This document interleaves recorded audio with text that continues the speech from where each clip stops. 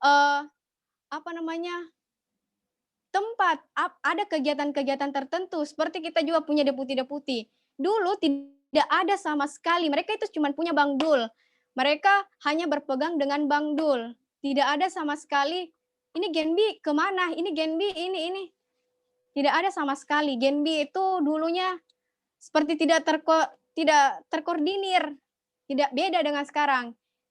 Terkoordinirnya Genbi itu ada pada tahun 2014 di masa kepengurusan Kasuher. Nah, di masa kepengurusan Kasuher itu sendiri, mulailah relasi dibangun, oleh pengurus-pengurus di tahunnya kepemimpinan Kasuher ini, dibangun relasi terhadap Bank Indonesia. Jadi dulu bukannya tidak ada relasi sebenarnya, cuman mungkin, mmm, kurang kurang pendekatan di era Kak Acim.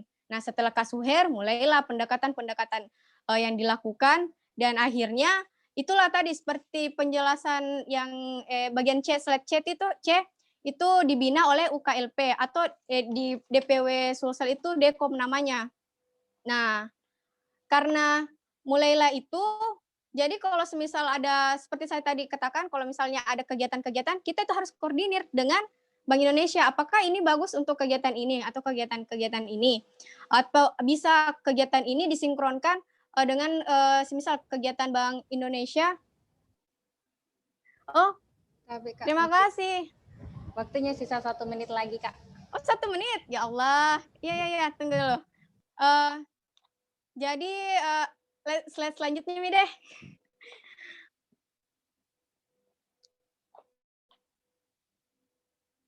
Ya, leadership camp. Leadership camp ini ada pada tahun 2015. Jadi, saya adalah, eee, salah satu peserta leadership camp di tahun kedua dari 2016. Jadi setelah saya masuk di Genbi, saya langsung, masuk untuk menjadi salah satu utusan dari kampus untuk mengikuti leadership camp tahun 2016.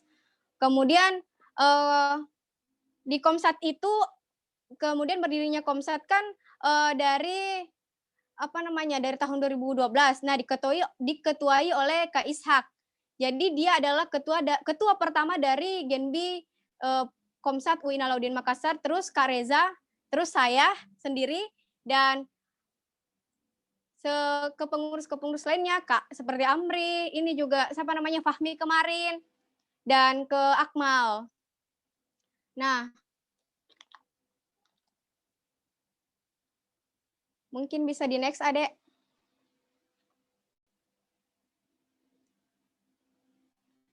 Nah, tadi sudah saya jelaskan tentang, berdirinya wilayah. Universitas, Hasanuddin itu adalah kategori unggulan. UNM itu reguler, serta UIN Alauddin Makassar itu reguler. Nah, sekarang, eee, Unhas sendiri ternyata memiliki lagi kategori, yaitu, kategori reguler. Jadi dia mempunyai 2 kategori, unggulan dan reguler. Kalau tidak salah seperti itu. Dan sekarang ada kategori vokasi, jadi D3 juga mampu untuk, ikut menjadi, apa namanya, bagian dari Genbi. Mungkin lanjut lagi, Dek, next. Nah, ini dia. Ini adalah, apa namanya, deputi deputi atau divisi. Nah, ini adalah kekurangan dari Genbi-Genbi terdahulu. Deputi atau divisi adalah pembagian bidang-bidang mahasiswa atau mahasiswi Genbi sesuai dengan keahlian atau kemampuan mereka. Nah, di deputi-deputi itu waktu masa saya itu ada deputi pendidikan, kesehatan masyarakat, lingkungan hidup, dan kewirausahaan. Nah, entah sekarang mungkin ada penambahan karena saya sudah tidak update lagi tentang Genbi. Ini adalah salah satu dokumentasi waktu di Malino, tapi masa Kak Reza. Kalau ini, kegiatan, coba bisa di anu slide-nya. Ya, kalau ini kegiatan yang saya adakan selaku ketua dulu waktu masih menjabat, diadakan di Goa. Next lagi, Dek. Nah, ini adalah kegiatan lingkungan hidup, yang diadakan juga, tapi ini, kegiatannya di tahun 2016, yakni Kak Reza. Ini adalah pameran, berkreasi. Jadi bahan-bahan bekas itu diolah menjadi sesuatu yang bernilai jual. Bisa Next lagi. Kalau ini adalah kolaborasi antara lingkungan hidup dan kesehatan masyarakat. Jadi kan kalau Genbi itu bisa berkolaborasi dengan wilayah, misal ada program kerja yang sinkron, jadi bisa di-collab-kan, entah itu dari Bank Indonesia atau komsat-komsat lainnya. Bisa di next lagi. Kalau ini kewirausahaan tahun 2017. Jadi, kita dulu ada namanya, hibah. Kalau di masa saya itu ada namanya hibah dan Kareza juga, saya mengadaptasi dari hibah. Nah, hibah itu sendiri, kumpulan dari uang-uang mahasiswa penerima beasiswa Bank Indonesia, yakni Genbi itu sendiri. Jadi dikelola dan dibuatlah sebuah usaha untuk bagaimana ke depannya kita sudah tidak, capek lagi untuk mencari dana. Jadi kita buat suatu usaha. Bisa di next lagi. Nah, ini adalah kegiatan dari kesehatan masyarakat tahun 2016, kegiatan yang dipelopori, pengurus-pengurus Kak Reza di tahunnya. Di next lagi.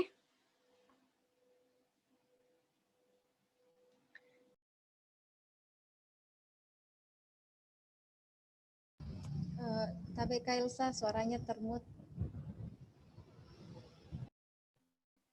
Oke, sorry. Selanjutnya adalah cerita camp. Ya, ini adalah salah satu program kerja andalan yang ada di Komsat UI Alauddin Makassar. Tapi sayangnya di tahun 2017 itu program ini sudah dialih fungsikan di Genbi wilayah. Jadi ceritanya family camp. Mungkin bisa di next lagi. Nah, ini yang tadi saya sebutkan bahwa program kerja bisa saja disinkronkan atau dikolabkan. Nah, ini adalah program kerja wilayah dari Prode Kasuher. Nah, program kerja wilayah ini adalah kegiatan untuk membantu teman-teman di panti asuhan dan memberikan informasi kepada adik-adik berkisar tentang pendidikan, kewirausahaan, lingkungan hidup, dan kesehatan masyarakat. Bisa di next. Genbi juga punya dulu proker Genbi Peduli. Jadi meskipun bukan bencana, tapi Genbi Peduli juga itu seperti semisal ada dari orang-orang tunawisma begitu, diberikan makanan-makanan di pinggir jalan di beberapa jalan di Kota Makassar dulu. Bisa di next lagi.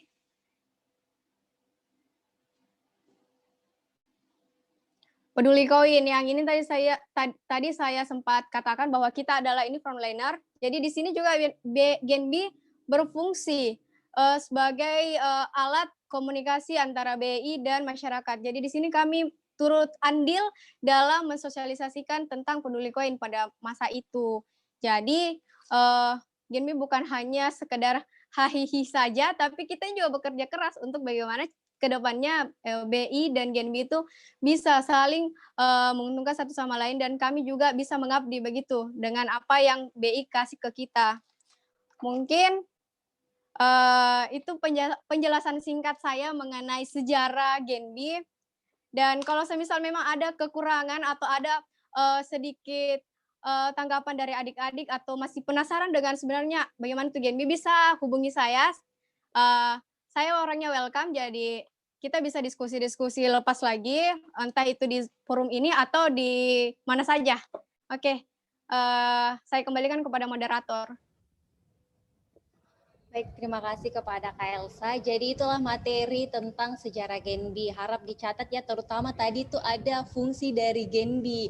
Nah, sedikit bocoran, biasanya itu pihak Bank Indonesia menanyakan mengenai apa Anda sudah mengenal Genbi, apa fungsi dari Genbi. Jadi sangat penting untuk teman-teman tahu apa itu sebenarnya Genbi. Selanjutnya kita beralih ke pemateri yang kedua. Jadi pemateri yang kedua ini merupakan senior saya dari Fakultas Ekonomi dan Bisnis Islam atas nama Justin SAK, lahir pada tanggal 4 April tahun 1999, berasal dari jurusan akuntansi. Adapun riwayat organisasi dari beliau, Masya Allah sekali ya, riwayat organisasi dari beliau ini sangat banyak. Mungkin saya akan memilih beberapa saja. Jadi beliau ini pernah menjabat sebagai Ketua Organisasi Sanggar Seni Lentera SMK Negeri 1 Kolaka, pernah menjadi Ketua Umum Kandang Seni Tirai Bambu atau KSTB Akuntansi UIN Alauddin Makassar, pernah juga menjadi Wakil Ketua Kelompok Studi Pasar Modal Fakultas Ekonomi dan Bisnis Islam Universitas Islam Negeri Alauddin Makassar. Dan seperti yang kita ketahui bersama bahwa beliau ini merupakan Ketua Wilayah Generasi Baru Indonesia Provinsi Sulawesi Selatan. Nah, beliau ini akan membahas tentang internal dari Genbi itu sendiri. Mungkin tanpa basa-basi lagi, saya serahkan kepada Kakanda Yusdin. Oke, baik. Terima kasih buat Jessica selaku moderator. Sebelumnya saya mau konfirmasi teman-teman, apakah suara saya terdengar dengan jelas? Sudah sangat jelas, Kak. Oke, baik. Oke, sekali lagi terima kasih mungkin yang saya hormati buat demisioner Kak Elsa. Terima kasih Kak Elsa sudah menyempatkan hadir untuk sharing pada kegiatan sosialisasi beasiswa Bank Indonesia ini. Dan kemudian juga yang terhormat pastinya Ketua Genbi Komisariat Universitas Islam Negeri Alauddin Makassar yang sudah melaksanakan program sosialisasi ini. Baik, bisa kita langsung di slide yang pertama.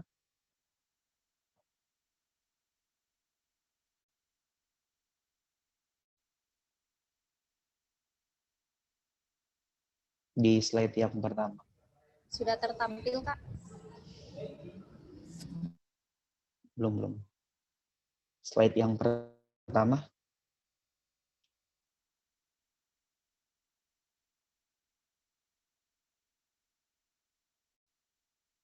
Lagi slide yang pertama.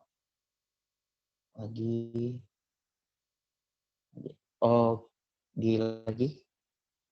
Masih CV. Oke.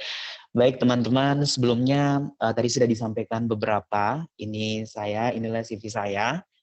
Mengenai kontak person saya, teman-teman bisa kita saling kontak nanti setelah ini. Ada yang mau ditanyakan mengenai jejak pendidikan formal saya, dan alhamdulillah saya kemarin baru saja selesai.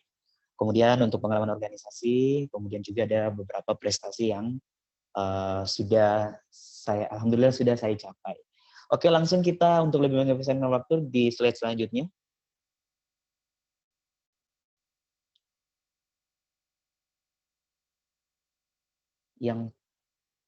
Oke, baik, saya simpel ya. Tadi sudah dijelaskan kan sama Kak Elsa. Bilang, apa sih sebenarnya itu generasi baru Indonesia, atau lebih simpelnya dipanggilnya adalah Genbi. Tadi kan sudah dijelaskan itu. Nah, saya ngambil simpelnya saja. Generasi baru Indonesia adalah komunitas atau perkumpulan mahasiswa penerima beasiswa Bank Indonesia. Jadi teman-teman yang bakalan pengen gabung menjadi anggota, pengen gabung menjadi keluarga besar dari generasi baru Indonesia, ya teman-teman harus menjadi salah satu penerima beasiswa Bank Indonesia. Itu dia. Jadi ingat, generasi baru Indonesia adalah komunitas atau perkumpulan mahasiswa penerima beasiswa Bank Indonesia. Jadi Genbi ini ada di seluruh Indonesia. Saat ini kurang lebih ada 45 kategori wilayah. Itu adalah semua generasi baru Indonesia. Oke, jadi teman-teman sekali lagi saya sampaikan untuk bisa join, itu ingat harus pastikan bahwa teman-teman harus menjadi penerima beasiswa Bank Indonesia. Nah, untuk menjadi penerima beasiswa Bank Indonesia, ya teman-teman harus memenuhi beberapa persyaratan yang mungkin nanti di dekat ketika sudah ada mulai pendaftaran, pasti Genbi Sulsel bakalan support, bakalan menampilkan beberapa persyaratan-persyaratan yang mungkin jika teman-teman memenuhi kriteria, teman-teman bisa mengikuti prosesnya hingga dikategorikan, dinyatakan lulus sebagai penerima beasiswa Bank Indonesia. Oke, bisa next di selanjutnya.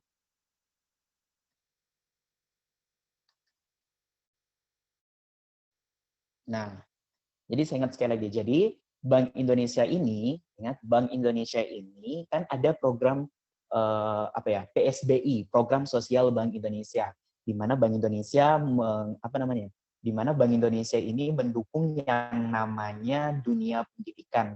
Makanya Bank Indonesia melakukan program sosial Bank Indonesia dengan memberikan beasiswa-beasiswa kepada mahasiswa-mahasiswa yang ada khusus di Sulawesi Selatan ya, yang ada di Sulawesi Selatan itu. Nah, kemudian tidak hanya dengan memberikan sebuah beasiswa, makanya kita dibentukkan atau dibuatkan yang namanya rumah baru, yaitu disebutlah sebagai Genbi. tadi. Oke, kita tidak hanya terima uang, kita tidak hanya terima beasiswa, kita tidak terima apa, tetapi setelah kita terima, kita dibuatkan sebuah rumah yang disebut sebagai Genbi.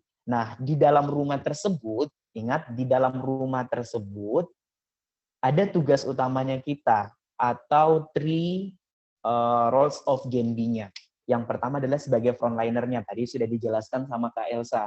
Frontliner itu di mana, ya, karena berbicara tentang tugas ya, frontliner ini kita sebagai garda terdepan di dalam menjelaskan kebijakan-kebijakan ataupun program-program Bank Indonesia kepada masyarakat. Karena tidak sedikit, ya kan, tidak sedikit itu masyarakat, bahkan mahasiswa masih belum tahu Bank Indonesia itu seperti apa. Nah, itulah, karena kita sudah berada di Genbi, makanya tugas utama kita adalah sebagai frontlinernya. Itu yang tugas pertama ya, kita sebagai frontliner. Jadi kita tuh garda terdepan untuk menjelaskan. Jadi anak Genbi itu tidak ada yang tidak mengetahui tentang semua Bank Indonesia. Kita harus tahu tentang tugasnya Bank Indonesia untuk menjelaskan ke masyarakat ataupun mahasiswa. Terkadang anak Genbi Sulsel itu menggunakan bahasa daerah yang sederhana mungkin untuk bisa dipahami. Itulah kita membantu Bank Indonesia di dalam ini sebagai garda terdepan di dalam menjelaskan kebijakan. Kemudian sebagai agent of change dari sini. Sebagai agent of change, Genbi ini harus bisa membawa perubahan. Ya kan, kita harus bisa membawa perubahan. Jadi dalam memberikan sebuah perubahan, ya perubahan yang bersifat positif ya teman-teman. Seperti kita mengajak kepada kita buat kegiatan, ya kan, kita buat sebuah kegiatan yang dimana kegiatan itu lebih menuju kepada mengajak kepada masyarakat untuk berkolaborasi satu menjadi hal yang positif, yang kayak seperti itu. Kemudian ada juga sebagai future leader, pemimpin masa depan, karena Genbi itu semua harus jadi pemimpin. Jadi terkadang kita juga membuat sebuah kegiatan-kegiatan yang yang menunjang jiwa-jiwa kepemimpinan. Kemudian dengan adanya beberapa program kerja, semua Genbi itu harus siap merealisasikan program kerja tersebut karena kita semua adalah sebagai future leader. Oke, lanjut ke slide selanjutnya. Nah, ini tadi yang disebut sama Kak Elsa, bahwa yang dulu itu tidak ada yang namanya deputi-deputi ataupun yang lain sebagainya. Nah, kali ini itu Genbi sudah punya beberapa deputi, jadi all focus Genbi. Jadi ada 4 deputi, ini sudah disebutkan di dalam program, di dalam PSB-nya Bank Indonesia. Jadi saya ingatkan kembali, jadi Bank Indonesia tadi ini kan kita sebagai frontlinernya Bank Indonesia, ya Pak? Yang kemudian kita sebagai agen perubahannya, agent of change-nya, kemudian kita sebagai future leader-nya. Nah, di dalam merealisasikan tugasnya itu, nah Genbi itu melalui 4 fokus utamanya, 4 bidangnya ini, di bidang pendidikan, kemudian di lingkungan hidup, di bidang kesehatan, dan di bidang kewirausahaan. Jadi di bidang pendidikan, kayak kami sosialisasi, kalau untuk di bagian frontlinernya ya, di bidang pendidikan terkadang kita sosialisasi tentang bagaimana mencintai rupiah, menjelaskan kepada masyarakat tentang kebank sentralan yang paling sederhana dulu, kemudian pokoknya yang tentang pendidikan lah. Ya toh, kemudian di lingkungan hidup mungkin kita sebagai agen perubahan, agent change-nya, kita mengajak masyarakat bagaimana menjaga lingkungan, ya toh, itu sebuah adalah agen, begitu pula dengan kesehatan sampai dengan kewirausahaan. Oke, lanjut. Oke, lanjut. Oke, ini adalah profil generasi baru Indonesia wilayah Sulawesi Selatan. Bisa diputar dulu videonya. Ada ya, teman-teman, sedikit gambaran gimana sih sebenarnya Genbi Sulawesi Selatan. Bisa, operator? Ya, tunggu. Jadi ini bakalan diputar videonya sedikit ya, teman-teman, gambaran soal Genbi Sulawesi Selatan.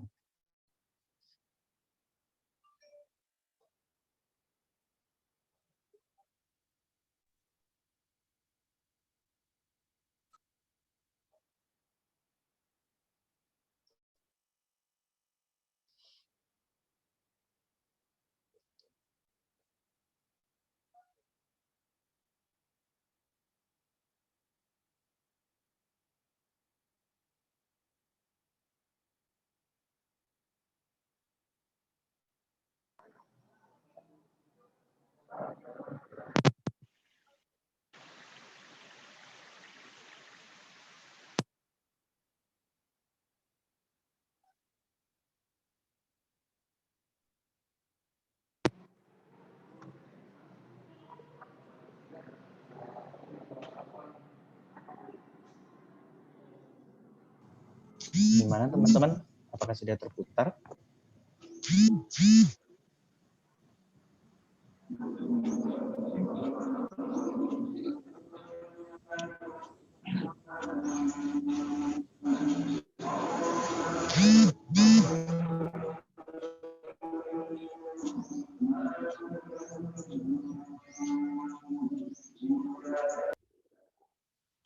Bisa terputar.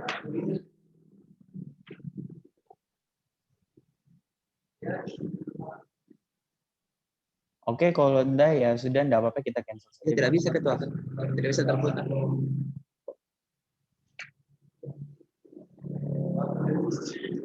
Oke, kita Bisa, kembali ke slide bisa. saja.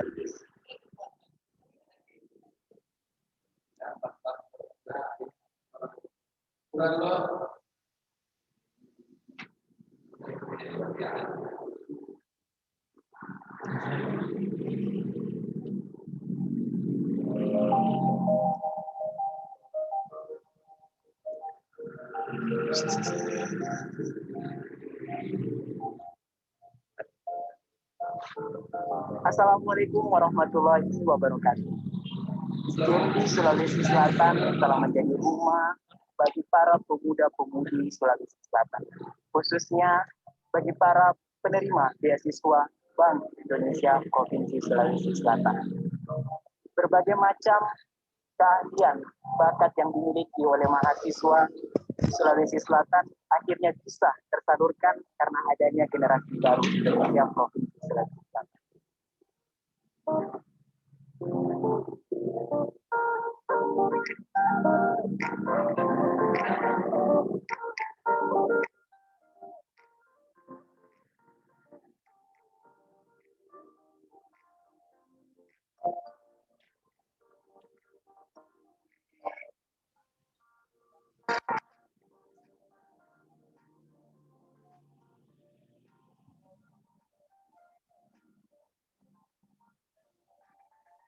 Itu mari seluruh masyarakat Provinsi Sulawesi Selatan tetap semangat dan tetap solid dalam memberikan energi untuk energi sosial ewak.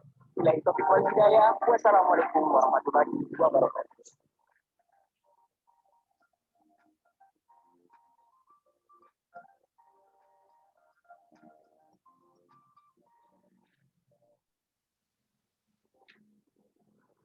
Ya, bisa kita kembali ke ini, ke langsung saja ke PowerPoint di slide-nya. Tadi videonya agak sedikit nge-lag, mungkin teman-teman bisa distabilkan lagi jaringannya bagian operator. Bisa kembali kita ke slide.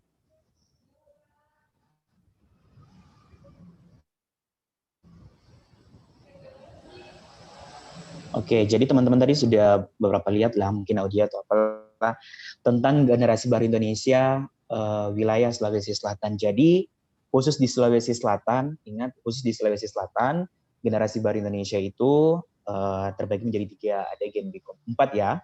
1 di tingkat wilayah, ada di tingkat komisariat. Dan tingkat komisariat itu adalah masing-masing universitas negeri yang ada di Sulawesi Selatan. Jadi untuk saat ini, Bank Indonesia hanya melaksanakan kerjasama atau penandatanganan MOU oleh universitas negeri yang ada di Sulawesi Selatan. Tetapi di provinsi-provinsi lain atau di wilayah lain itu ada juga universitas yang bukan negeri tapi sudah bisa mendapatkan beasiswa Bank Indonesia. Oke, bisa lanjut.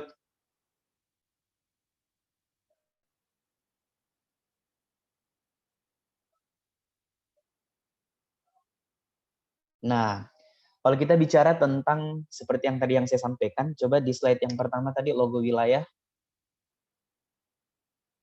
Nah, jadi seperti yang saya bilang di Genbi wilayah Sulawesi Selatan, di Genbi Sulawesi Selatan itu kita ada 4 bagian ya, ada 4 kelompok. Yang pertama namanya Genbi wilayah Sulawesi Selatan. Nah, kalau Genbi wilayah Sulawesi Selatan di sini adalah di mana ketiga komisariat, ketiga kampus ini kita bakalan berkolaborasi. Itu, kita bakalan berkolaborasi di tingkat wilayah. Artinya di tingkat Provinsi Sulawesi Selatan. Jadi itu di Genbi wilayah ini kita sudah gabung semua Kita sudah gabung dari teman-teman yang ada di Unhas, teman-teman yang ada di UNM, teman-teman yang ada di UIN, kemudian juga baik kategori beasiswa reguler sama unggulan, semua itu berada di tingkat wilayah. Kita berkolaborasi bareng. Karena di sini kita bakalan bertukar ide, pikiran, yang lainnya kita akan bakalan sharing dengan teman-teman yang ada di Unhas, kita bakalan sharing sama teman-teman ini. Sehingga di sini tuh lebih akrab lagi. Ya, oke, lanjut.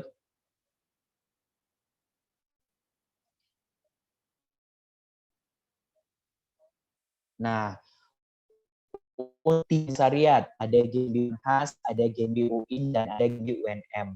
Ini adalah 3. Jadi kalau tadi di tingkat wilayah kita kolaborasi kan dari 3 universitas, kalau di Unhas di sini ya masing-masing komisariat. Jadi anak Unhas juga jangan sampai keasikan ya, jangan sampai teman-teman ini keasikan di tingkat wilayah, sedangkan dia tidak pernah berpikir, maksudnya asik dengan kolaborasi dengan teman-teman yang ada di kampus lain, tetapi di teman-teman kampus sesamanya itu kurang berinteraksi. Makanya dibuatkan juga sebenarnya seperti Genbi komisariat, di mana-mana teman-teman yang ada di masing-masing kampus itu juga bisa bertukar pikiran. Ya, jadi teman-teman anak Unhas juga buat project, UIN juga buat project, UNM juga buat project.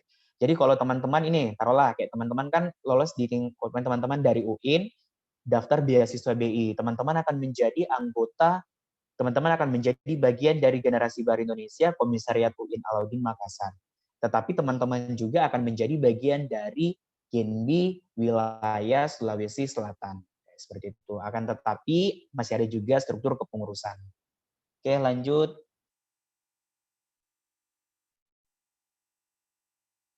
Nah, kan tadi kita ngomong kan bahwa saya bagian untuk pemateri kali ini menjelaskan tentang internal Genbi. Di sini ada sedikit pengenalan, di sini ada saya sebagai ketua wilayah itu dari UIN. Kemudian ada wakil saya Muhammad Nur Fitra Ramadan dari Unhas. Kemudian Jihan dari Unhas juga, ketua Komsat Unhas. Nah, ketua Komsat UIN ada Muhammad Irul Akmal, dan ketua Komsat UNM itu ada Vira. Jadi seperti yang saya bilang, kita tuh kolaborasi. Kalau di Unhas strukturnya itu ya semua strukturnya anak Unhas. Kalau di wilayah itu kita bakalan kolaborasi. Karena kita 3 kampus ini harus saling berkolaborasi, saling bertukar pikiran dan yang lain sebagainya. Lanjut. Lagi. Nah, ini ada beberapa pengurus-pengurus, mulai dari bendahara dan wakilnya, sekretaris, direktur SDM, direktur manajemen program kerja, sampai direktur PRPM. Semua ini kita kolaborasi, ada yang dari UNM, ada yang dari UIN, ada yang dari Unhas juga. Kemudian mengenai strukturnya itu, Genbi itu ingat ya, Genbi itu sangat fleksibel, tergantung pandangan teman-teman.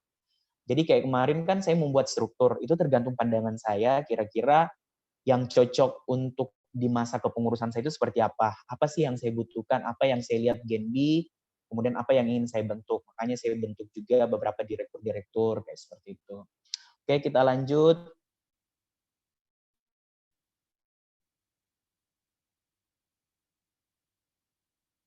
Ini ya, kita harus cepatkan waktunya. Nah, ini ada supervisor. Supervisor ini adalah koordinator deputi. Kan tadi ada 4 deputi, ada deputi lingkungan hidup, ada deputi pendidikan, deputi kewirausahaan, ada deputi kesehatan, semua itu kolaborasi. Kita semua itu kolaborasi. Yang dari LH campur UNM sama UIN, pendidikan campur UIN sama Unhas, begitu pula juga dengan kewirausahaan dan kesehatan. Semua itu ada supervisornya. Ini adalah sebuah pengurus. Tapi kalau semuanya itu memang tidak masuk pengurus, tapi teman-teman menjadi bagian dari Genbi wilayah Sulawesi Selatan. Oke, lanjut. Biar lebih efektif waktunya. Teman-teman nanti diingatkan ya kalau sudah habis.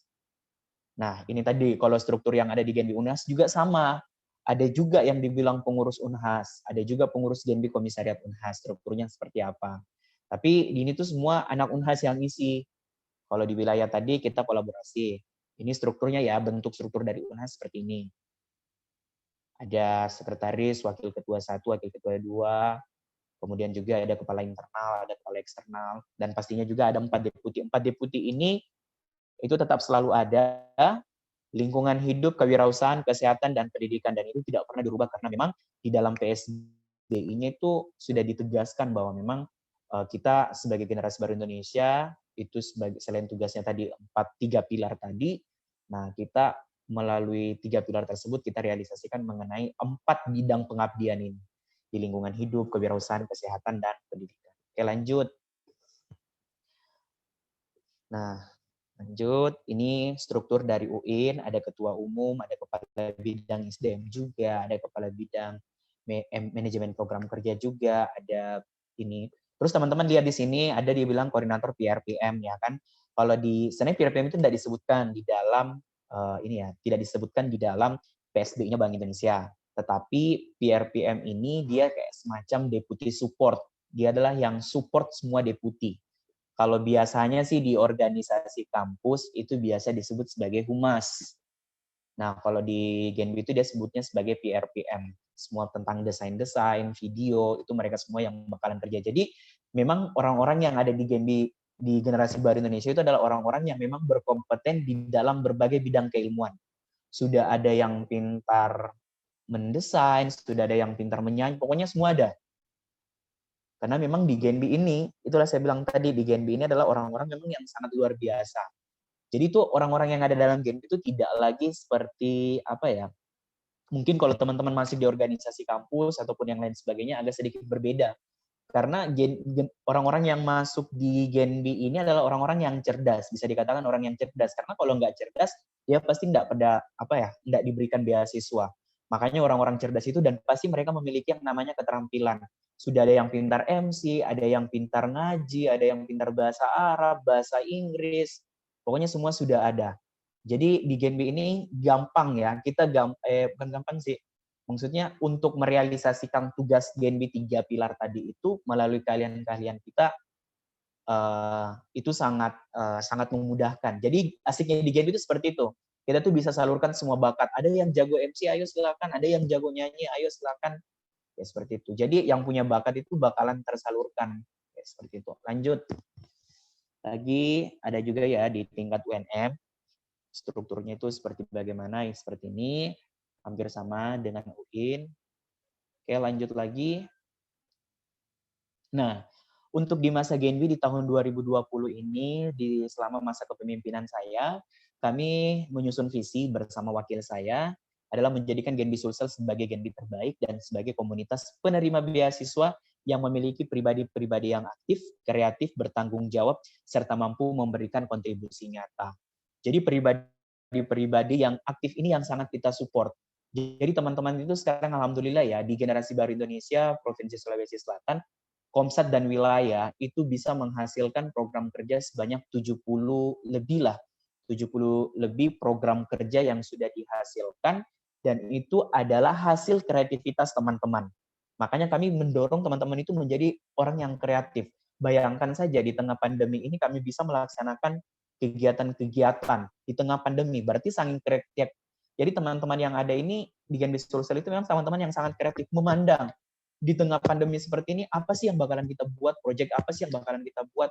Nah, kemudian itu kami juga menyusun pribadi-pribadi yang bertanggung jawab. Jadi apa yang mereka berpikir kreatif, mereka harus bertanggungjawabkan dengan merealisasikan program tersebut. Karena tidak ada alasan untuk tidak menjadi pribadi yang bertanggung jawab, untuk tidak merealisasikan program kerja, karena itu berdasarkan hasil kreativitas teman-teman Genbi semua. Jadi teman-teman Genbi sudah tahu bagaimana mensiasati dan yang lain sebagainya. Kemudian menjadi pribadi yang aktif ya seperti tadi, di dalam proses merealisasikan program kerja tersebut, mereka teman-teman sangat aktif. Nyata menghasilkan ide-ide, aktif menyalurkan bakatnya, nanti saya yang jadi MC, nanti yang saya hubungi narasumber ya, nanti yang saya kayak seperti ini dan ataupun yang lain sebagainya. Nah, kemudian berkontribusi nyata, pastinya semua program kerja, semua yang dipikirkan harus betul-betul berkontribusi nyata yang sesuai dengan 3 tugas utama tadi. Oke, lanjut.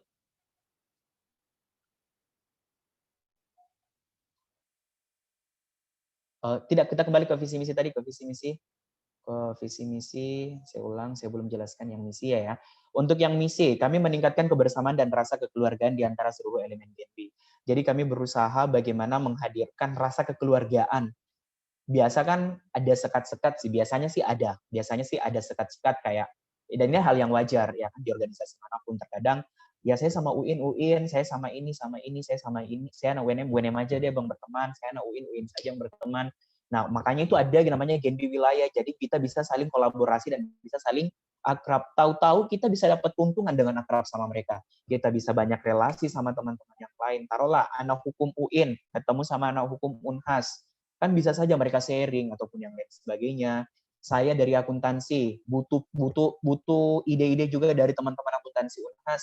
Bisa lagi sharing sama anak UNM, seperti itu. Kemudian membangun koordinasi aktif dan bersinambungan dengan seluruh elemen Genbi. Kami koordinasi dengan pihak Bank Indonesia, dengan mengenai program kerja, berkoordinasi sesama Nagenbi, dan berkoordinasi dengan alumni. Yang paling tidak, koordinasi dengan alumni saat ini kami selalu meminta alumni untuk bisa menjadi sebagai narasumber seperti Kak Elsa, yang luar biasa hari ini tadi sudah mau join, ya Pak. Seperti itu bentuk-bentuk yang kami laksanakan. Jadi bukan hanya di UIN ya, di Unhas juga seperti itu menghadirkan alumni sebagai narasumber, kemudian di UNM juga seperti itu. Entah itu kita jadikan sebagai dewan juri ataupun yang lain sebagainya. Kemudian menetapkan program kerja yang inklusif dan bermanfaat bagi masyarakat secara umum. Betul. Jadi kami seperti tadi, 3 program kerja, 3 tugas utama tersebut harus bisa terrealisasikan dengan program-program kerja yang memang bisa memberikan manfaat kepada masyarakat.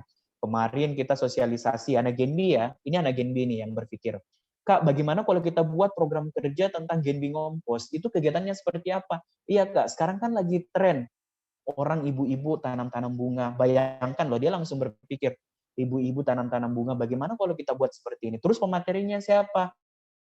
Nanti saya, Kak, saya kebetulan anak pertanian. Nah, seperti itulah Genbi. Sudah memiliki kompetensi ahli di bidang di berbagai macam bidang keilmuan, kemudian juga mampu berpikir kreatif.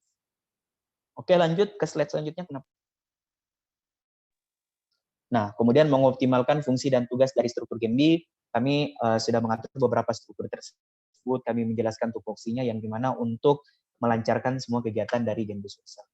Nah, untuk di Genbi Sulsel kali ini, untuk sumber daya manusia ya, totalnya itu adalah 255 orang.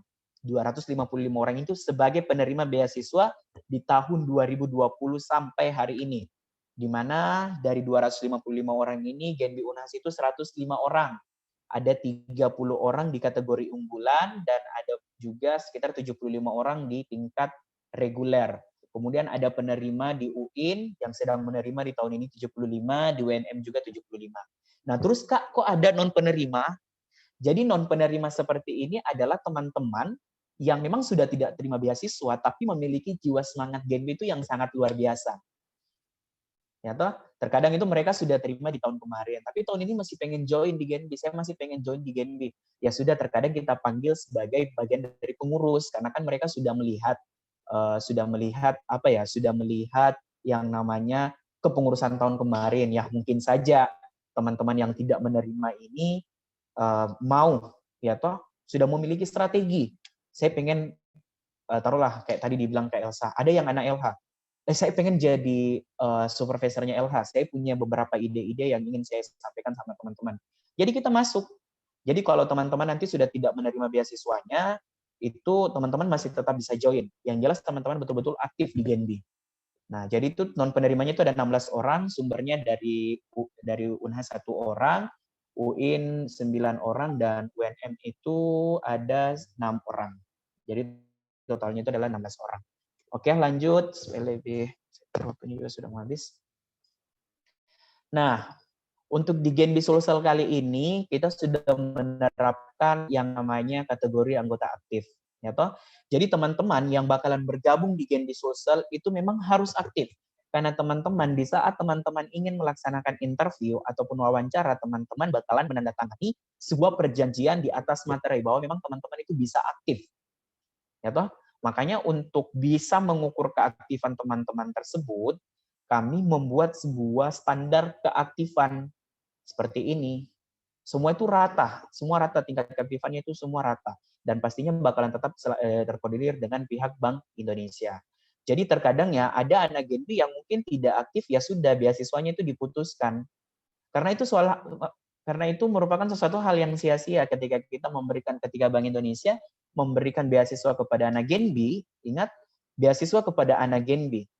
Jadi mahasiswa ini adalah mahasiswa yang cerdas. Seharusnya mahasiswa yang cerdas akan mendatangani kesepakatan, seharusnya dia merealisasikan, menyetujui apa yang telah disepakati. Kalaupun tidak sesuai, ya sudah, beasiswanya bakalan di-cut ataupun diberhentikan. Kayak seperti itu. Jadi teman-teman itu harus, dan memang keaktifan yang diperoleh ini, itu sebenarnya kalau teman-teman asik di Genbi, itu teman-teman nggak bakalan menghitung. Teman-teman nggak usah hitung, kira-kira berapa nih keaktifanku, kira-kira berapa, keaktifan saya sudah berapa persen ya, pokoknya dan sebagainya. Teman-teman cukup aktif dan asik saja. Kalau teman-teman sudah asik, merasa asik di Genbi, sudah ikut semua kegiatan-kegiatan, dan pastinya teman-teman pasti bakalan banyak mendapatkan keuntungan selain penerima beasiswa tersebut selama bergabung di Genbi. Jadi kami juga punya standar ya, di tahun ini, mungkin di tahun ke depan, mungkin ada perubahan lagi atau bagaimana, tergantung pandangan teman-teman. Karena Genbi ini adalah yang fleksibel dan butuh sesuatu yang terbaru. Terus, oke lanjut. Lanjut.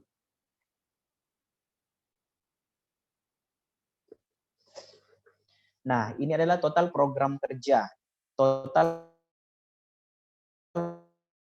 program kerja Sulsel sampai periode Desember. Inilah program kerja Genbi Sulsel sampai di tingkat di per Desember ya. Program kerja di tingkat wilayah ada 30 dan 6 jadi ini ada program itu ada 12. Dan ini semua program kerja yang awal perusahaan itu. Nah, dengan ini semua itu 15 kan dan alhamdulillah terrealisasi, sehingga menurut kami visi kami ingin menjadikan anak itu yang sangat menjadi pribadi yang bertanggung jawab, itu semua sudah terrealisasi. Karena teman-teman sudah mau bertanggung jawab atas kreativitas teman-teman di dalam membuat sebuah program sampai menyelesaikan program kerja tersebut. Jadi teman-teman ini sudah menjadi pribadi yang bertanggung jawab. Jadi alhamdulillah semua program kerja totalnya 70 lebih ya, kalau saya tidak salah, ada sekitar 70 lebih dan semua itu terrealisasi. Oke, kita lanjut lagi.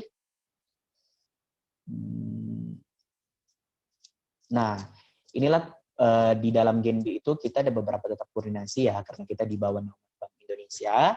Jadi segala sesuatu itu kita harus sampaikan dengan pihak Bank Indonesia.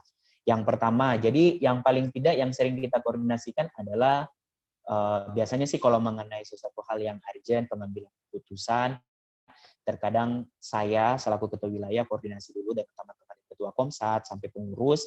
Setelah itu kita langsung sosialisasi koordinasi dengan pihak BI. Kalau secara keseluruhan mengenai program kerja, kita punya 4 tahap. Tahap pertama itu adalah di mana PIC atau penanggung jawab kegiatan itu koordinasi dengan pihak BI. Jadi Genbi itu yang menjadi PIC itu mereka punya berkesempatan untuk kenal dengan pihak BI, dan alhamdulillah pihak BI khususnya KPWDN Sulsel itu orangnya semua baik-baik. Jadi mereka tuh asik. Kita koordinasi ke mereka. Kak, kita mau buat adakan program kerja. Kegiatannya adalah Genbi Go to School. Kita bakalan ke sekolah untuk sosialisasi ke sekolah-sekolah tentang kebank sentralan. Gimana Mbak? Apakah ada saran atau tidak?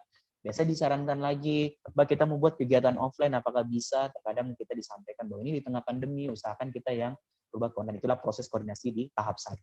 Di tahap kedua itu kami setelah di ACC kan, kemarin kalau pimpinan sudah ngomong, ya sudah kegiatannya bagus, laksanakan. Oke, di tahap kedua kami koordinasi, Mbak, Mas, hari ini berdasarkan kesepakatan di awal, kami ingatkan akan ada kegiatan yang sudah disepakati dan bakalan kita laksanakan hari esok. Jadi H-1 dia pelaksanaannya. Itu disampaikan sama supervisor, ketua Komsat ataupun manajemen program kerja. Tahap ketiga lagi kita menyampaikan bahwa Mbak, yang kemarin yang saya sampaikan hari ini tuh sedang terlaksana.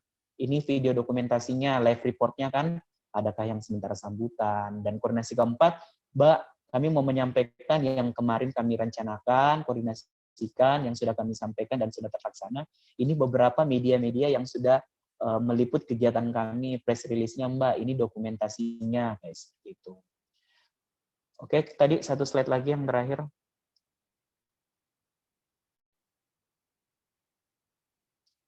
Tidak, setelah ya ini.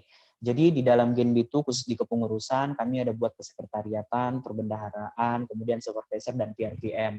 Inilah yang tidak diatur di dalam PSBI-nya Bank Indonesia. ya kan? Tapi ini adalah salah satu penunjang. Makanya kita sebut sebagai support.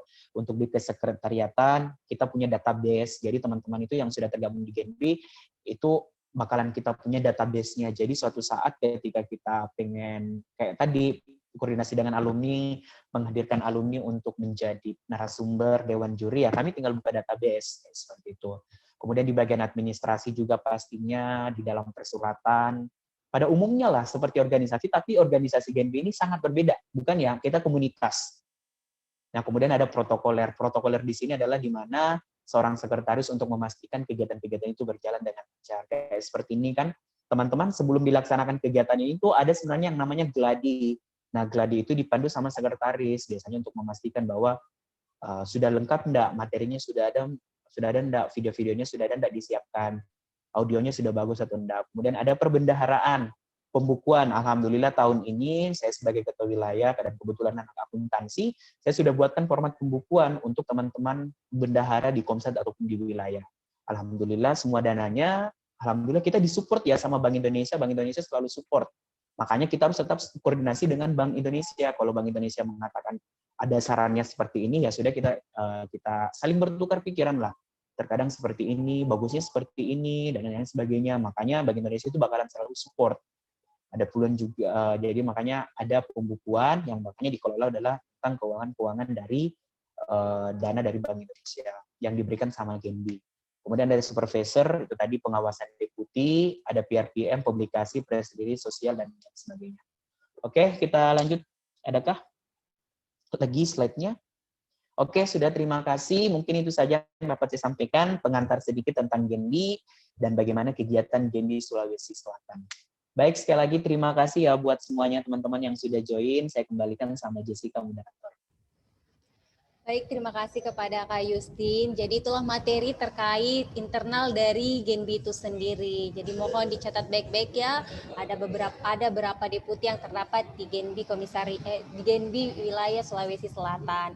Nah, selanjutnya kita masuk di pemateri ketiga. Jadi pemateri ketiga ini akan membahas tips dan trik lolos beasiswa Bank Indonesia. Jadi buat teman-teman yang ingin menanyakan atau ada pertanyaan mungkin akan terjawabkan oleh pemateri kita pada hari ini. Jadi untuk saya ingatkan lagi untuk teman-teman, jika ada yang ingin bertanya mohon di raise hand atau bisa melalui room chat. Jadi pemateri yang ketiga ini merupakan partner saya dalam kepengurusan tahun ini, yaitu Saudara Khairul Akmal sebagai Ketua Genbi Komisariat UIN Alauddin Makassar dari jurusan Hukum Tata Negara.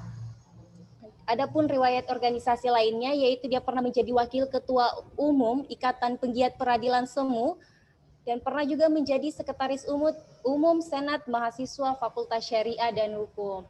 Jadi inilah profil singkat dari rekan saya, yaitu Muhammad Khairul Akmal. Kepadanya saya persilahkan.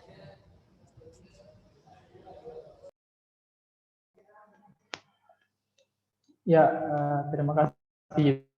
Mungkin bisa ditunda dulu beberapa menit, soalnya lagi azan.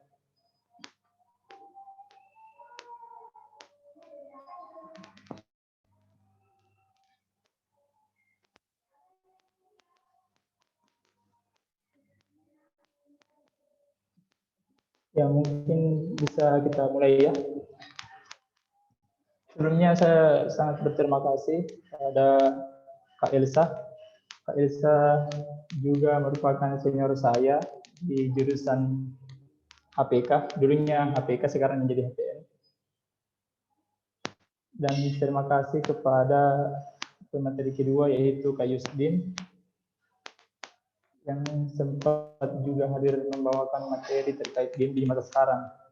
Jadi sebelum kita mendaftar beasiswa Bank Indonesia, kita disuplai dulu keilmuan terkait sejarah Genbi, kemudian Genbi di masa sekarang. Jadi teman-teman yang mau mendaftar beasiswa Bank Indonesia nantinya pasti sudah tahu bahwa beasiswa Bank Indonesia, BI dan Genbi itu seperti ini. Oke, sebelum kita masuk ke tips dan trik kita harus tahu dulu.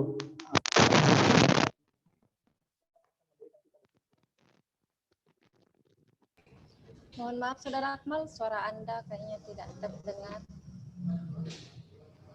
Mungkin bisa dibesarkan suaranya, Pak Ketua.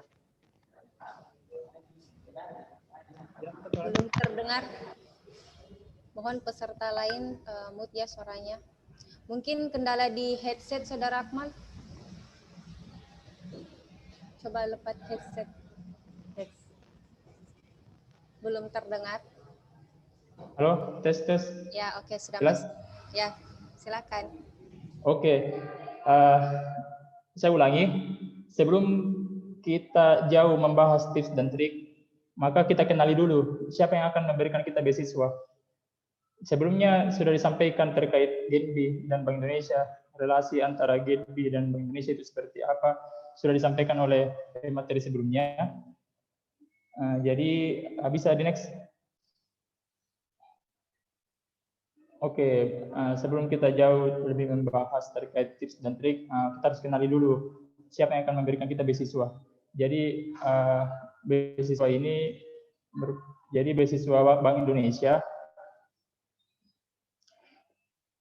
Jadi sebelum kita membahas terkait tips dan trik untuk lolos, saya jelaskan dulu bahwa Bank Indonesia itu merupakan Bank Sentral Republik Indonesia yang memiliki satu tujuan tunggal, yaitu mencapai dan menjaga kestabilan nilai rupiah. Ya, ini juga biasanya dipertanyakan pada saat sesi tahap interview, pada saat mendaftar beasiswa Bank Indonesia. Jadi seperti yang dijelaskan sebelumnya, seperti yang sudah dijelaskan sebelumnya oleh pemateri sebelumnya, yaitu Kak Yus dan Kak Elsa. Jadi BI itu punya yang namanya Program Sosial Bank Indonesia atau PSBI. PSBI ini jadi BI ini selain menjalankan tugas pokoknya, BI juga peduli pada dunia pendidikan yang ada di Indonesia. Jadi salah satu programnya yaitu memberikan beasiswa kepada seluruh mahasiswa. Jadi memberikan beasiswa kepada mahasiswa di beberapa kampus yang ada di Indonesia. Khususnya di Sulawesi Selatan, Bank Indonesia itu melakukan kerjasama pada 3 kampus negeri, yaitu pertama Universitas Islam Negeri Alauddin Makassar, yang kedua Universitas Negeri Makassar, dan Universitas Hasanuddin. Next.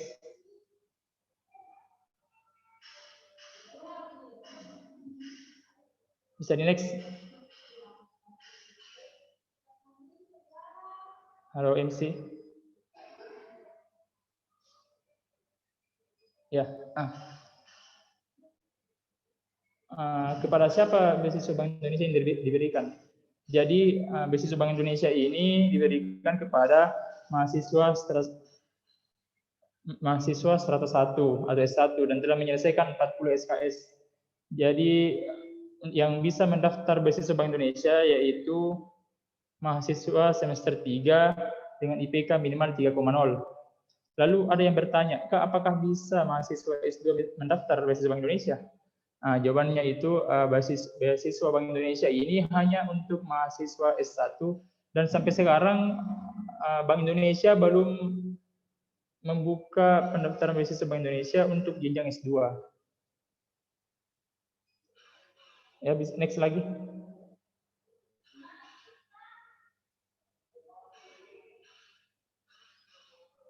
Nah, mungkin ada yang bertanya, untuk kampus swasta, apakah bisa mendaftar beasiswa Bank Indonesia? Jawabannya itu bisa, tapi tergantung apakah kampus kita itu sudah melakukan kerjasama atau MOU dengan Bank Indonesia atau belum. Karena tidak semua kampus itu membuka beasiswa Bank Indonesia sebelum ada kerjasama antara kampus dengan pihak Bank Indonesia. Jadi sebelumnya saya jelaskan lagi bahwa yang seperti yang dijelaskan tadi juga sebelumnya oleh Kak Elsa, sejak 2011 itu hingga saat ini Bank Indonesia telah bekerja sama dengan 175 perguruan tinggi dengan jumlah penerima beasiswa mencapai lebih dari 25.000 mahasiswa di seluruh Indonesia.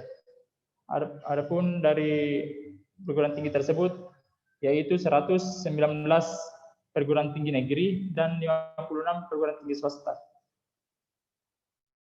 Next.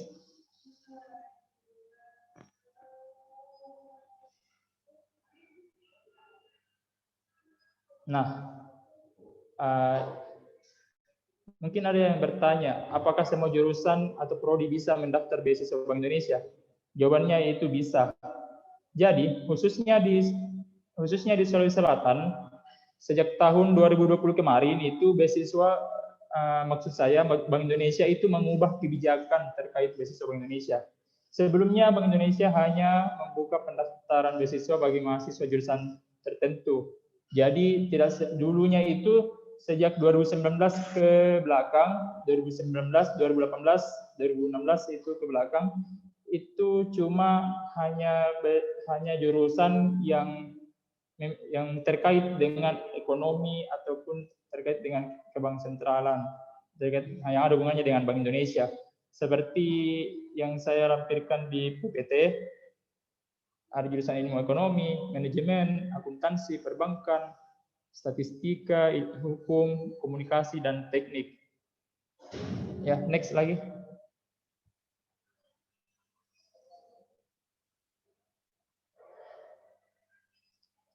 Jadi di tahun 2020 hingga seterusnya di tahun kemarin, Bank Indonesia itu mengubah kebijakan, jadi semua jurusan atau prodi bisa mendaftar dan mendapatkan beasiswa Bank Indonesia. Semua jurusan yang ada di universitas, mau itu jurusan ilmu Al-Quran, ilmu hadis, pendidikan agama, hukum Islam, dan lain-lain. Mulai tahun 2020, Bank Indonesia juga menambah kuota penerima beasiswa. Jadi, yang sebelumnya Bank Indonesia membuka pendaftaran beasiswa di tahun 2019 ke belakang itu hanya berjumlah 50 kuota saja. Dan di tahun 2020 kini menjadi 75 kuota penerima dengan 50 kuota jurusan prioritas dan 25 kuota untuk semua jurusan di luar prioritas. Jadi semua prodi itu bisa mendaftar, tapi untuk jurusan yang prioritas yang saya tampilkan di slide sebelumnya itu hanya 50 kota, dan di luar dari jurusan tersebut itu 25 kota. Semua jurusan bisa mendaftar dengan memperebutkan 25 kota tersebut. Ya, nah next lagi.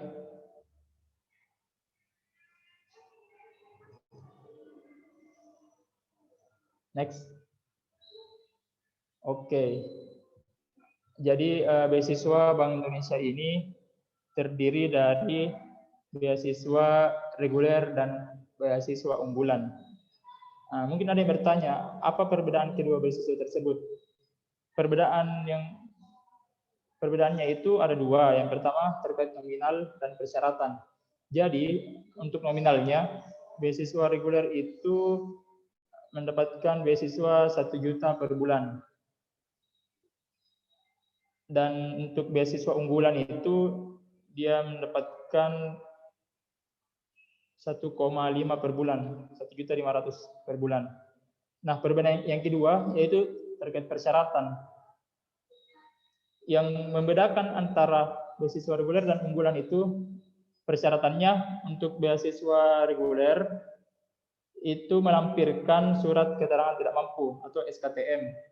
Dan untuk beasiswa unggulan sendiri itu dia tidak melampirkan surat keterangan tidak mampu, melainkan skor TOEFL minimal 500. Jadi berbeda juga pada saat dia mendaftar, diajukan berkas administrasi itu beda dengan beasiswa reguler dan unggulan. Untuk interviewnya juga berbeda. Kalau misalkan untuk beasiswa unggulan itu dia diinterview dengan menggunakan bahasa Inggris.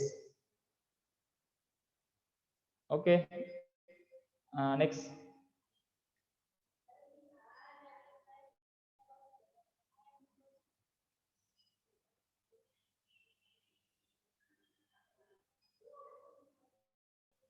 Oke. beasiswa Bank Indonesia hanya bisa didapatkan sekali setahun. Berbeda dengan beasiswa seperti bidik misi dan lain-lain. Jadi ketika kita mendaftar beasiswa Bank Indonesia, itu kita hanya mendapatkan beasiswa 2 semester atau setahun. Jadi kalau misalkan mau dapat lagi, ya daftar lagi seperti biasa. Jadi kita tidak disubsidi, kita tidak diberikan beasiswa itu sampai selesai. Tidak, melainkan cuma setahun. Jadi kalau misalkan kita berminat lagi, kita aktif di Genbi, ada komunitas yang sudah dijelaskan tadi oleh pemateri sebelumnya. Jadi di Genbi itu ketika kita aktif, maka kita akan mendapatkan lanjutan. Ada istilahnya program lanjutan diberi sama pengurus wilayah, nama-nama yang sangat aktif di Genbi untuk mendaftar lagi beasiswa Bank Indonesia. Tapi tidak ada perbedaan antara yang lanjutan dan yang tidak. Semua sama-sama mendaftar sesuai dengan proseduralnya. Dia mendaftar sesuai administrasi dan di interview juga. Oke, next.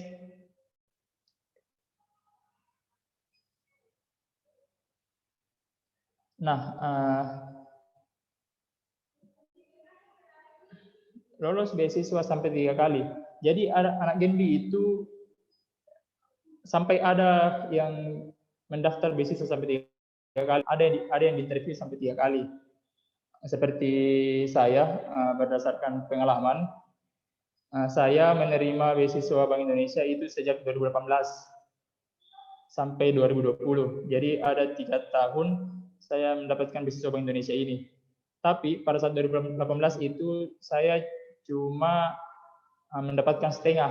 Jadi Bank Indonesia itu ketika ada yang sudah lulus, ada yang sudah lulus dari kampus, dari universitas, ada yang sudah wisuda, dan sebenarnya masih ada beasiswanya setengahnya yang akan dia dapatkan, tapi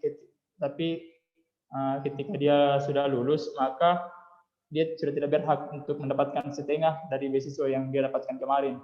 Maka Bank Indonesia lagi itu membuka pendaftaran untuk mengisi kuota yang kosong tersebut. Dia membuka pendaftaran lagi dan menginterview sesuai dengan proseduralnya. Dan yang didapatkan untuk beasiswa setengah dari yang sudah lulus itu, dia cuma mendapatkan setengah. Jadi kalau misalkan kita hitung ada 12 juta dalam setahun yang harusnya didapatkan untuk beasiswa reguler, dia cuma mendapatkan setengahnya saja, yaitu 6 juta. Oke, next.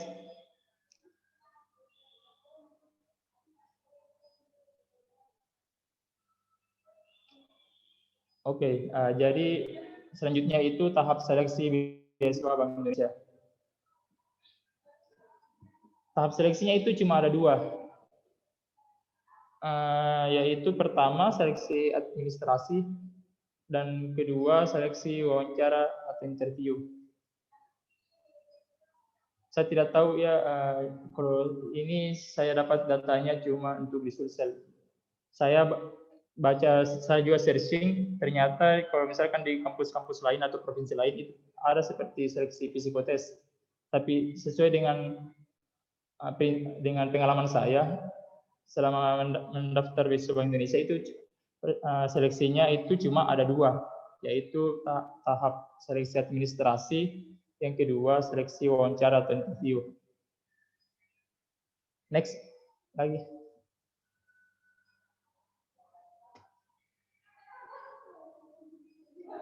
Nah, mungkin ada yang bertanya gimana sih Kak cara lolos beasiswa Bank Indonesia. Jadi kita ini masuk ke tahap tips dan trik. Oke, sebelumnya. Oke.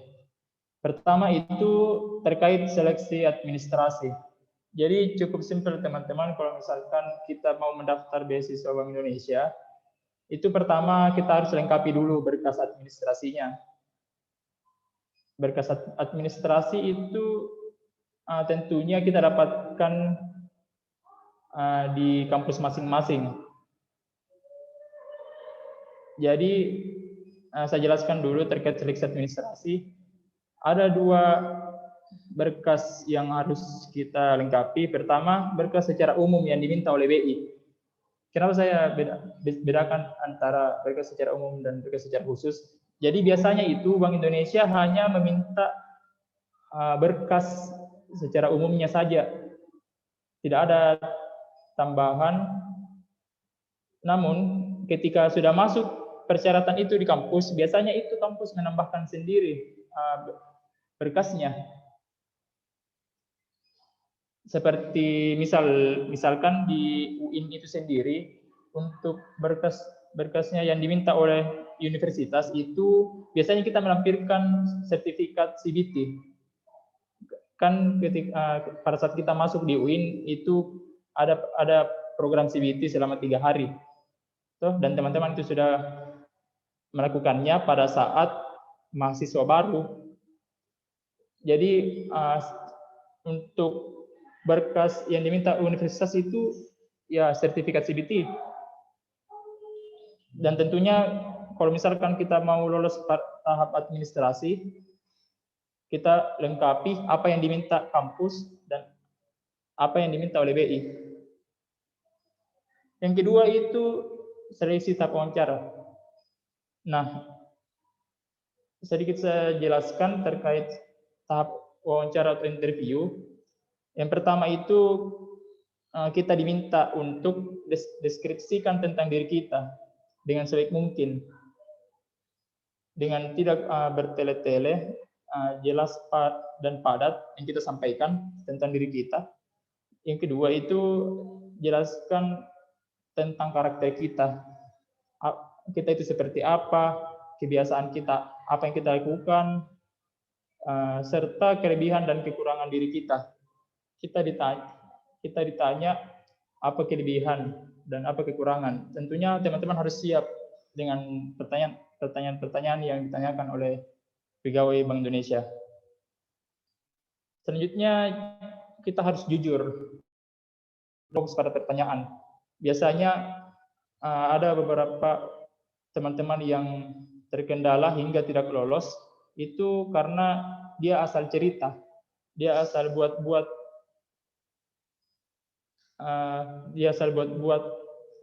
terkait dengan pengalamannya.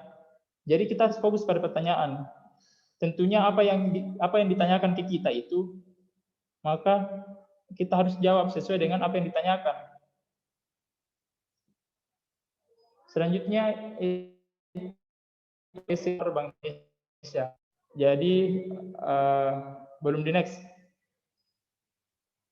Jadi yang menjadi pokok pertanyaan biasanya itu tentang apa pengertian Bank Indonesia, apa tujuannya, dan kebijakan-kebijakan apa saja yang telah dikeluarkan oleh Bank Indonesia. Dan semua seputar Bank Indonesia itu kita bisa akses di websitenya. Jadi teman-teman bisa searching di Google, itu www.bi.go.id. Di situ semua lengkap, mulai dari pengertian, tujuan, kebijakan, dan lain-lain. Nah, selanjutnya yang ditanyakan pada saat seleksi wawancara, yaitu pengalaman organisasi. Pengalaman organisasi ini juga sangat penting, karena sebab orang-orang BI itu suka kalau misalkan kita ini aktif di berbagai organisasi. Karena pada hakikatnya anak Gen B itu dituntut untuk menjadi agent of change dan future leaders. Kemudian prestasi juga itu sangat penting. Dari prestasi itu kita dilihat bahwa kita orang itu berkapasitas untuk diloloskan beasiswa Bank Indonesia.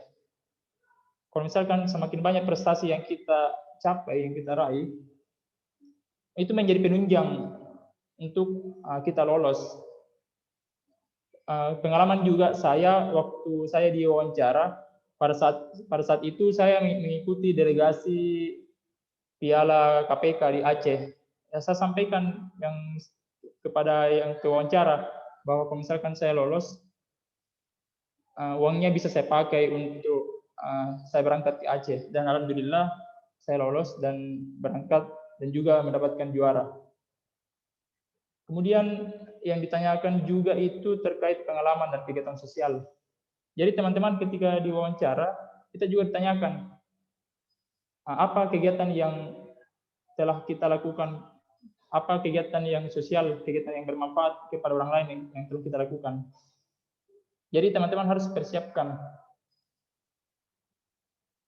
Oke, mungkin bisa next lagi.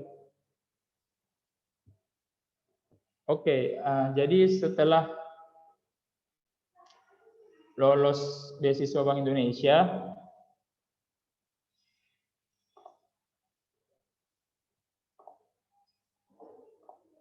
setelah kita lolos beasiswa Bank Indonesia, pada saat selesai tahap wawancara itu teman-teman akan menandatangani surat pernyataan aktif di komunitas penerima beasiswa BI yaitu Genbi.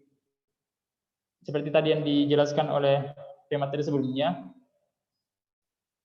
Jadi teman-teman akan menandatangani di atas materai untuk aktif berkontribusi dengan aktif di generasi Bank Indonesia. Jadi dengan surat pernyataan tersebut maka kita diwajibkan untuk aktif berkontribusi, karena kalau tidak teman-teman akan ada istilahnya akan di-cut. Oke, next. Beasiswa Bank Indonesia diterima per semester dalam setahun.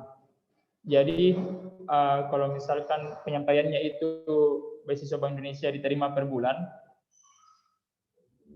bukan, maksud saya tidak diterima per bulan, tapi hitungannya dalam sebulan itu 1 juta untuk beasiswa reguler, dan untuk beasiswa unggulan itu hitungannya 1,5 per bulan. Jadi kita menerima beasiswa Bank Indonesia itu per semesternya. Jadi satu semester itu ada 6 bulan, jadi sebesar 6 juta. Jadi untuk satu kali menerima 6 juta semester 1 dan semester 2-nya lagi akan kita dapatkan 6 juta lagi. Jadi totalnya 12 juta untuk beasiswa reguler. Kalau untuk beasiswa unggulan itu dia hitungannya 1,5 per bulan. Jadi untuk 6 bulan itu dia mendapatkan 9 juta. Jadi total dalam 2 semester itu yaitu 18 juta untuk beasiswa unggulan. Oke, next.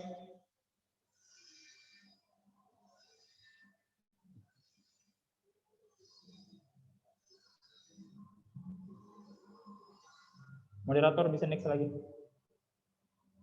Oke, ini persyaratannya. Teman-teman bisa catat terkait persyaratan yang akan kita lampirkan pada saat mendaftar beasiswa Bank Indonesia. Ini sesuai dengan pengalaman saya pada saat mendaftar beasiswa Bank Indonesia. Kelengkapan administrasi itu pertama ada biodata calon penerima beasiswa, yaitu form A1. Jadi form A1 itu dibuat oleh Bank Indonesia, kemudian disebar ke beberapa kampus yang memiliki kerjasama. Jadi ketika kita mau mendaftar beasiswa Bank Indonesia itu kita tanyakan ke pihak fakultas, dan jadi untuk mendaftar beasiswa Bank Indonesia ini kita tidak mengisi link atau website atau apapun. Kita minta form pendaftaran itu di fakultas masing-masing.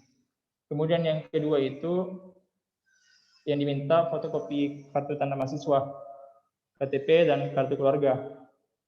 Yang ketiga, fotokopi lembar hasil studi atau transkrip nilai, itu juga dilampirkan. Kemudian resume pribadi atau motivation letter. Yang kelima itu surat pernyataan. Yang keenam, surat rekomendasi dari satu toko akademik atau non-akademik, yaitu surat rekomendasi dari dosen, pembimbing, atau tokoh masyarakat, atau pimpinan fakultas. Yang ketujuh itu surat keterangan tidak mampu untuk beasiswa reguler yang dikeluarkan oleh kepala desa atau di kantor kelurahan.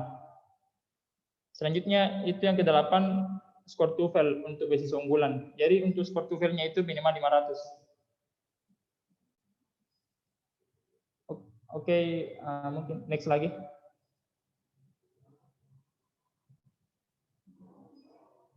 Next. Ya, mungkin dari beberapa persyaratan, teman-teman ada yang bingung, gimana sih kan cara membuat motivation letter atau resume pribadi? Ya, jadi sesuai dengan pengalaman saya dalam membuat motivation letter itu, pertama yang dimuat dalam motivation letter itu perkenalan diri. Biasanya kita diminta untuk perkenalan diri dan keluarga. Kita lampirkan semua itu terkait diri kita dan keluarga kita seperti apa. Yang kedua, pengalaman hidup. Pengalaman hidup ini apa yang telah kita lakukan.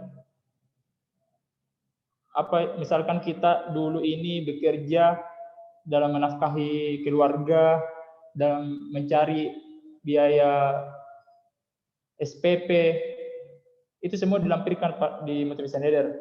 Yang ketiga itu apa hal-hal yang berkesan dalam hidup. Misalkan kita pernah menolong orang,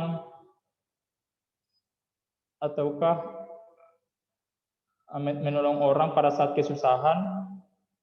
Ya mungkin seperti itu hal-hal yang berkesan dalam hidup kita. Kemudian yang keempat, hal-hal yang memotivasi diri. Jadi kita harus punya tolak ukur dalam diri kita. Apa yang membuat kita termotivasi untuk mencapai satu tujuan. Itu juga dilampirkan di motivation letter ini. Yang kelima, yang saya sesuai dengan pengalaman yang saya lampirkan pada saat motivation letter itu harapan yang terakhir. Jadi harapan ini ada di paragraf terakhir pada saat membuat motivation letter. Harapan kita itu seperti setelah kita lolos beasiswa Bank Indonesia ini, apa yang akan kita lakukan? Apakah kita akan mengupgrade diri kita setelah masuk di Genbi, meningkatkan skill, soft skill dan hard skill kita? Jadi itu semua kita lampirkan di motivation letter. Perkenalan diri, pengalaman hidup, hal-hal yang berkesan dalam hidup, hal-hal yang memotivasi diri, dan terakhir harapan. Oke, next lagi.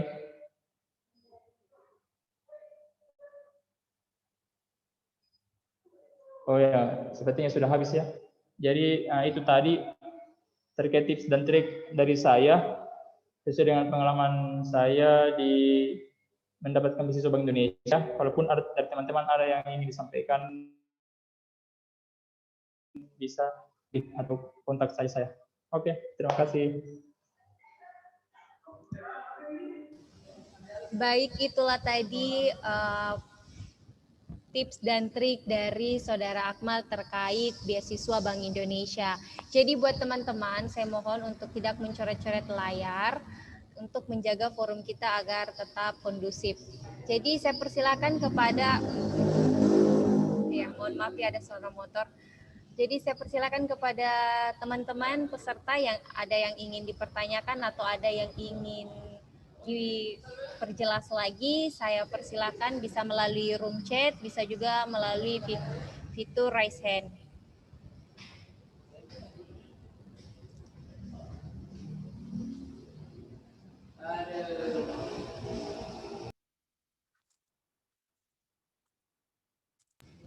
Jadi bagaimana buat teman-teman ada yang ingin bertanya? Oh iya, ini ada sudah raise hand dari Sofian Iksan.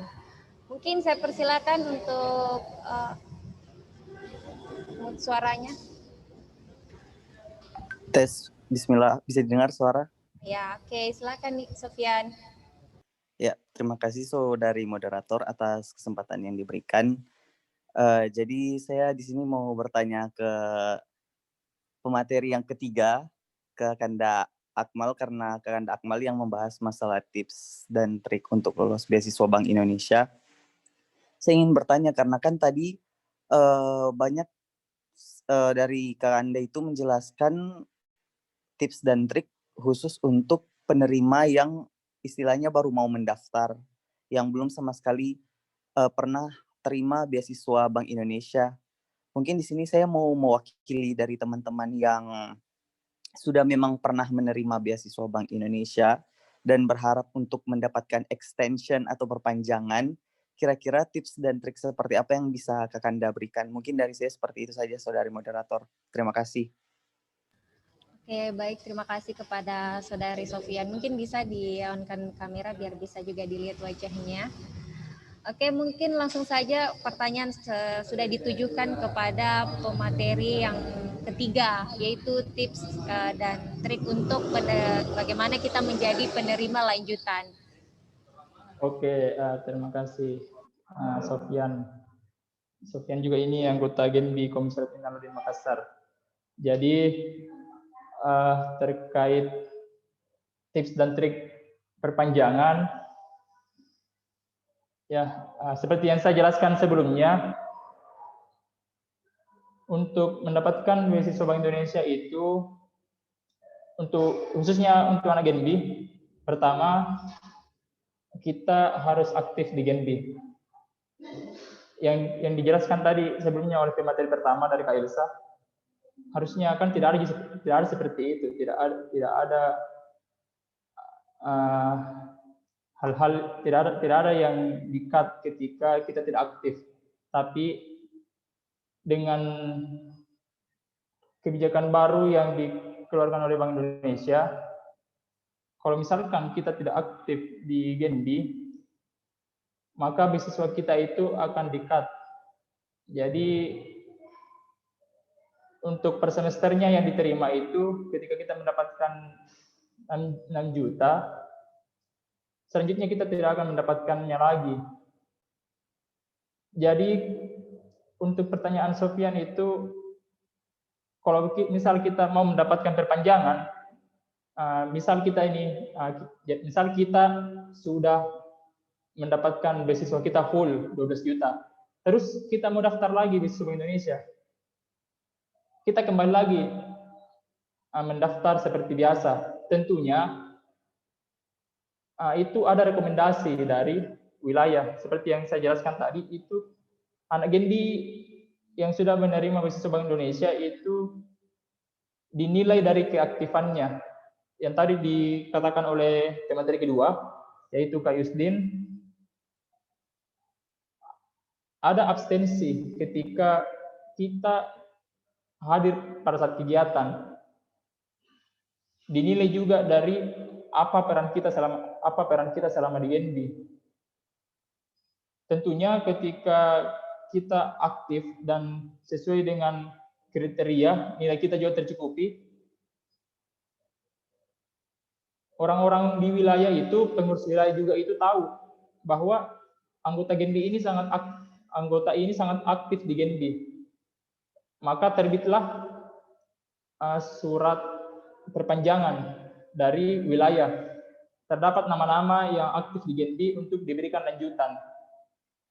Dan tentunya ketika kita sudah mendapatkan lanjutan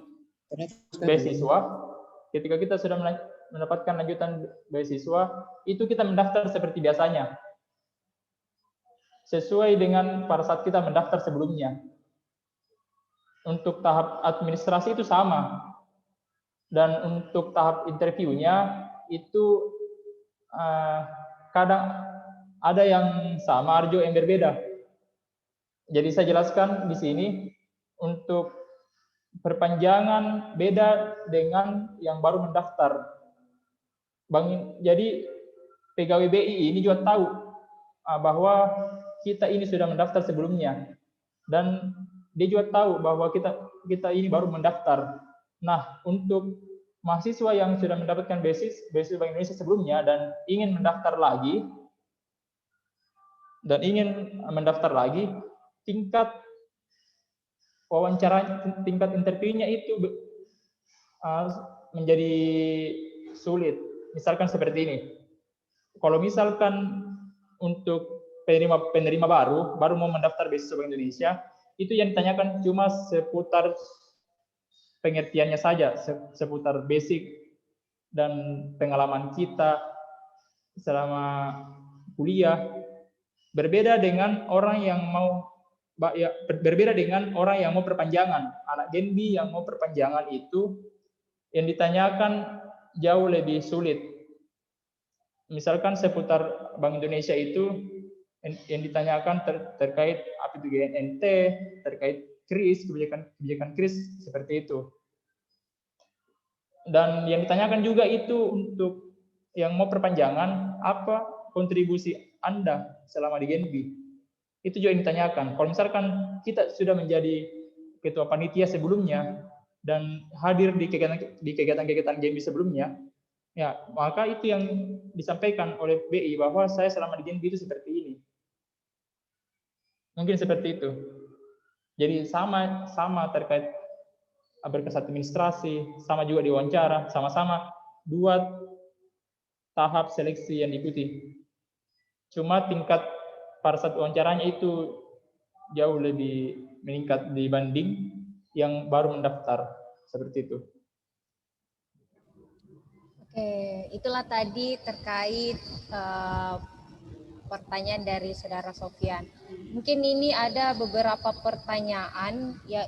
Jadi saya satukan saja ya terkait tentang apakah ada batasan umur untuk beasiswa Bank Indonesia, sama bagaimana kalau golongan kurang mampu dan tidak punya skor TOEFL, serta pertanyaan tentang berapa minimal motivation letter. Itu mungkin bisa dijawab oleh Saudara Akmal. Dan ada juga pertanyaan, Kak, kapan buka pendaftarannya? Nah, itu mungkin bisa satu kali dijawab, Saudara Akmal.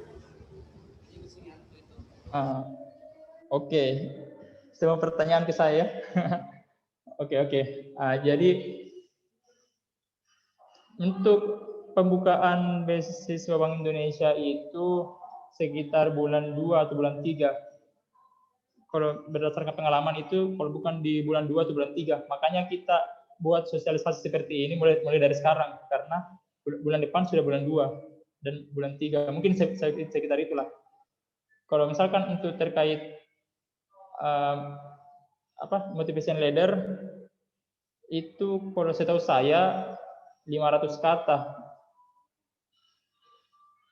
Dengan membuat motivation letter itu sebanyak 500 kata, dan font penulisan Times New Roman, saya tidak tahu persis sih, mungkin seperti itu, tapi yang sebenarnya inti dari motivation letter itu yaitu substansi dari motivation letter itu sendiri. Apalagi Jessica pertanyaannya selain itu? Yang mengenai TOEFL. Sama kalau saya tidak kurang mampu dan tidak punya skor TOEFL, apakah berkemungkinan untuk menjadi penerima beasiswa Bank Indonesia? Jadi seperti yang saya jelaskan tadi, jadi beasiswa Bank Indonesia itu terdiri dari 2 jenis, yaitu beasiswa unggulan dan beasiswa reguler. Jadi kalau misalkan kita mendaftar beasiswa unggulan, maka yang persyaratannya itu yang harus dilampirkan yaitu skor TOEFL minimal 500. Kalau misalkan kita tidak punya skor TOEFL, ya kita mendaftar beasiswa reguler dengan melampirkan surat keterangan tidak mampu. Jelas? Ya, sudah jelas. Oke. Apa lagi? Ya, itulah tadi jawaban dari terkait beberapa pertanyaan. Yes. Oke, baik. Mungkin pertanyaan dari Nabila.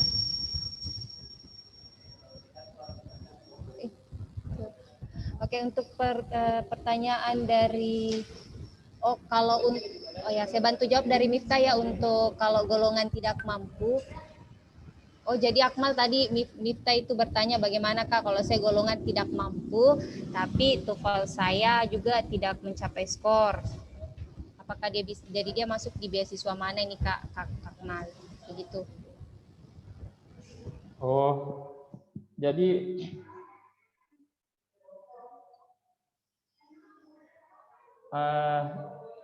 kalau misalkan kita lihat dari segi anak Genbi yang sekarang, sebenarnya banyak juga teman-teman yang tergolong yang bukan golongan dari kurang mampu seperti itu dan mendaftar beasiswa Bank Indonesia, mendaftar beasiswa reguler Bank Indonesia. Nah, sebenarnya yang menjadi saya pernah bertanya-tanya, kok anak Gen B ini bisa lolos beasiswa Bank Indonesia, sedangkan kalau kita lihat dari segi keluarganya itu tidak tergolong kurang mampu gitu. Jadi begini teman-teman, BI juga itu sebenarnya tidak melihat dari apakah kita mampu atau tidak, apakah kita termasuk golongan tidak mampu. Selain itu hanya menjadi pertimbangan saja. Kalau misalkan kita termasuk dalam golongan tidak mampu, lantas kita ini mahasiswa yang berprestasi gitu. Sudah banyak pencapaian yang kita dapatkan selama kuliah. Jadi teman saya ada yang tidak melampirkan surat keterangan tidak mampunya, tapi dia perbanyak melampirkan sertifikat yang telah dia raih.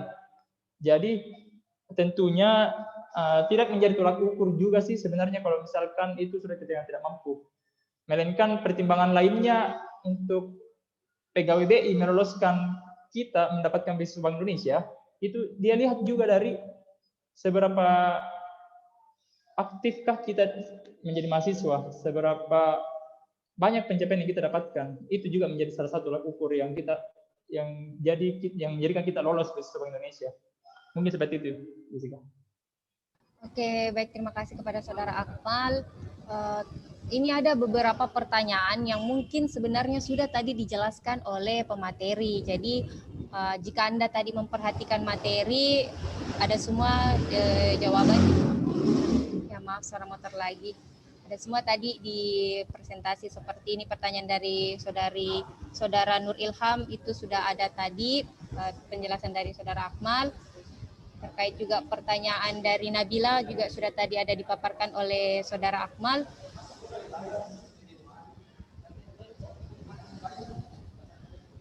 Terus terkait pertanyaan, ada tadi pertanyaan yang mungkin saya akan bacakan, yaitu Kak, saya ingin bertanya hal yang paling urgen yang dipersiapkan untuk pendaftaran BI serta bagaimana cara memotivasi diri kita, sebab kebanyakan orang itu menyerah sebelum mencoba disebabkan karena persyaratannya. Mungkin kalau ini saya serahkan kepada Kakak Elsa deh untuk bagaimana teman-teman untuk tidak cepat menyerah dalam mengurus beasiswa, serta hal apa yang paling urgen sebenarnya sih Kak dalam persyaratan dari Bank Indonesia itu sendiri. Terus mungkin bisa saya selipkan satu pertanyaan juga Kak Elsa terkait, Kak, adakah batasan umur untuk penerima beasiswa Bank Indonesia? Maaf, ada lagi motor.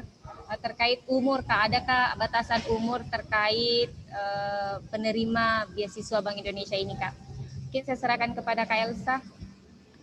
Terima kasih kepada moderator. Tadi apa yang pertama itu tentang bagaimana apa? Tidak terlalu dengar tadi. Aku dengar. Bagaimana memotivasi ya diri sebelum supaya tidak cepat menyerah, Kak. Terus bagi apa hal urgen yang persyaratan paling sulit mungkin di berkas dari beasiswa Bank Indonesia itu sendiri, Kak? Kalau saya dulu kan kalau di syariah itu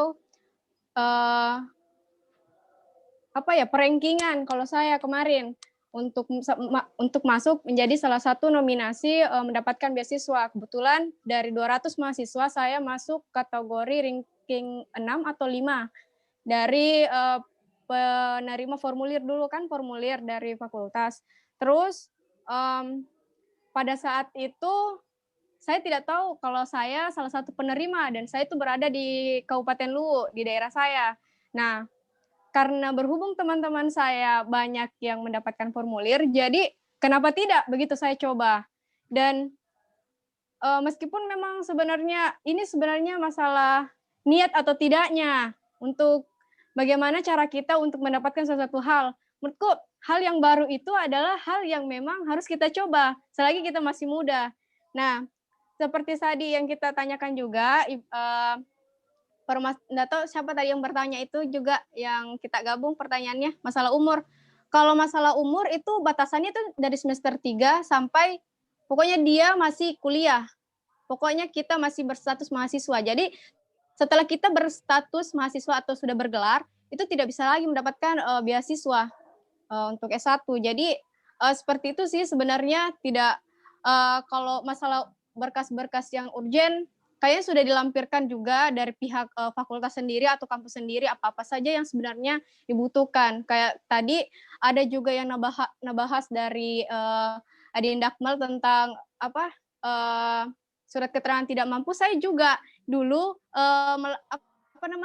mengurus juga keterangan tidak mampu karena memang dibutuhkan di Bank Indonesia dulu. Karena ada salah satu angkatan saya itu tidak lolos karena dia anak dari dokter dan ibunya itu seorang hakim kalau tidak salah. Jadi dia tidak diloloskan di tes wawancara dulu. Itu mungkin saya kembalikan kepada moderator. Oke, baik. Terima kasih kepada Kak Elsa. Jadi mungkin juga ini sekalian sudah menjawab pertanyaan dari Saudari Musdalifah, apakah semester akhir bisa mendaftar? Jadi selagi masih berstatus mahasiswa, dia masih bisa mendaftar. Jadi minimal semester untuk pendaftaran beasiswa Bank Indonesia itu adalah setelah menyelesaikan 3 semester. Nah, terkait pertanyaan dari Saudari Maharani, beasiswa B itu kan ada 2, ada reguler dan unggulan. Nah, ini mungkin juga tadi sudah dipaparkan oleh Saudari Akmal. Jadi kalau di UIN itu hanya bisa reguler, sedangkan Unhas itu bisa reguler, bisa unggulan, ya. Saya bantu jawab. Karena ini sebenarnya teman-teman ada beberapa pertanyaan yang sebenarnya sudah dipaparkan oleh pemateri kita. Terus terkait pertanyaan dari Saudara Yoga, terkait beasiswa Bank Indonesia, Kak, apakah semua jurusan itu mendapatkan kesempatan yang sama mendapatkan beasiswa Bank Indonesia, dan jika tidak semua, mengapa demikian, Kak? Oke, ini mungkin bisa dibantu oleh Saudara Akmal, ya, terkait bisa semua mendaftar, tapi kalau tidak bisa semua, kenapa, Kak? Maksudnya, coba.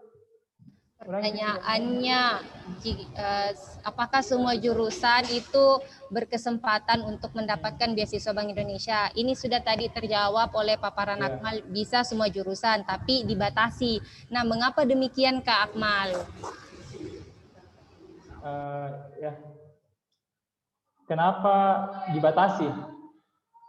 Sederhananya seperti pertanyaannya, kenapa dibatasi untuk semua jurusan?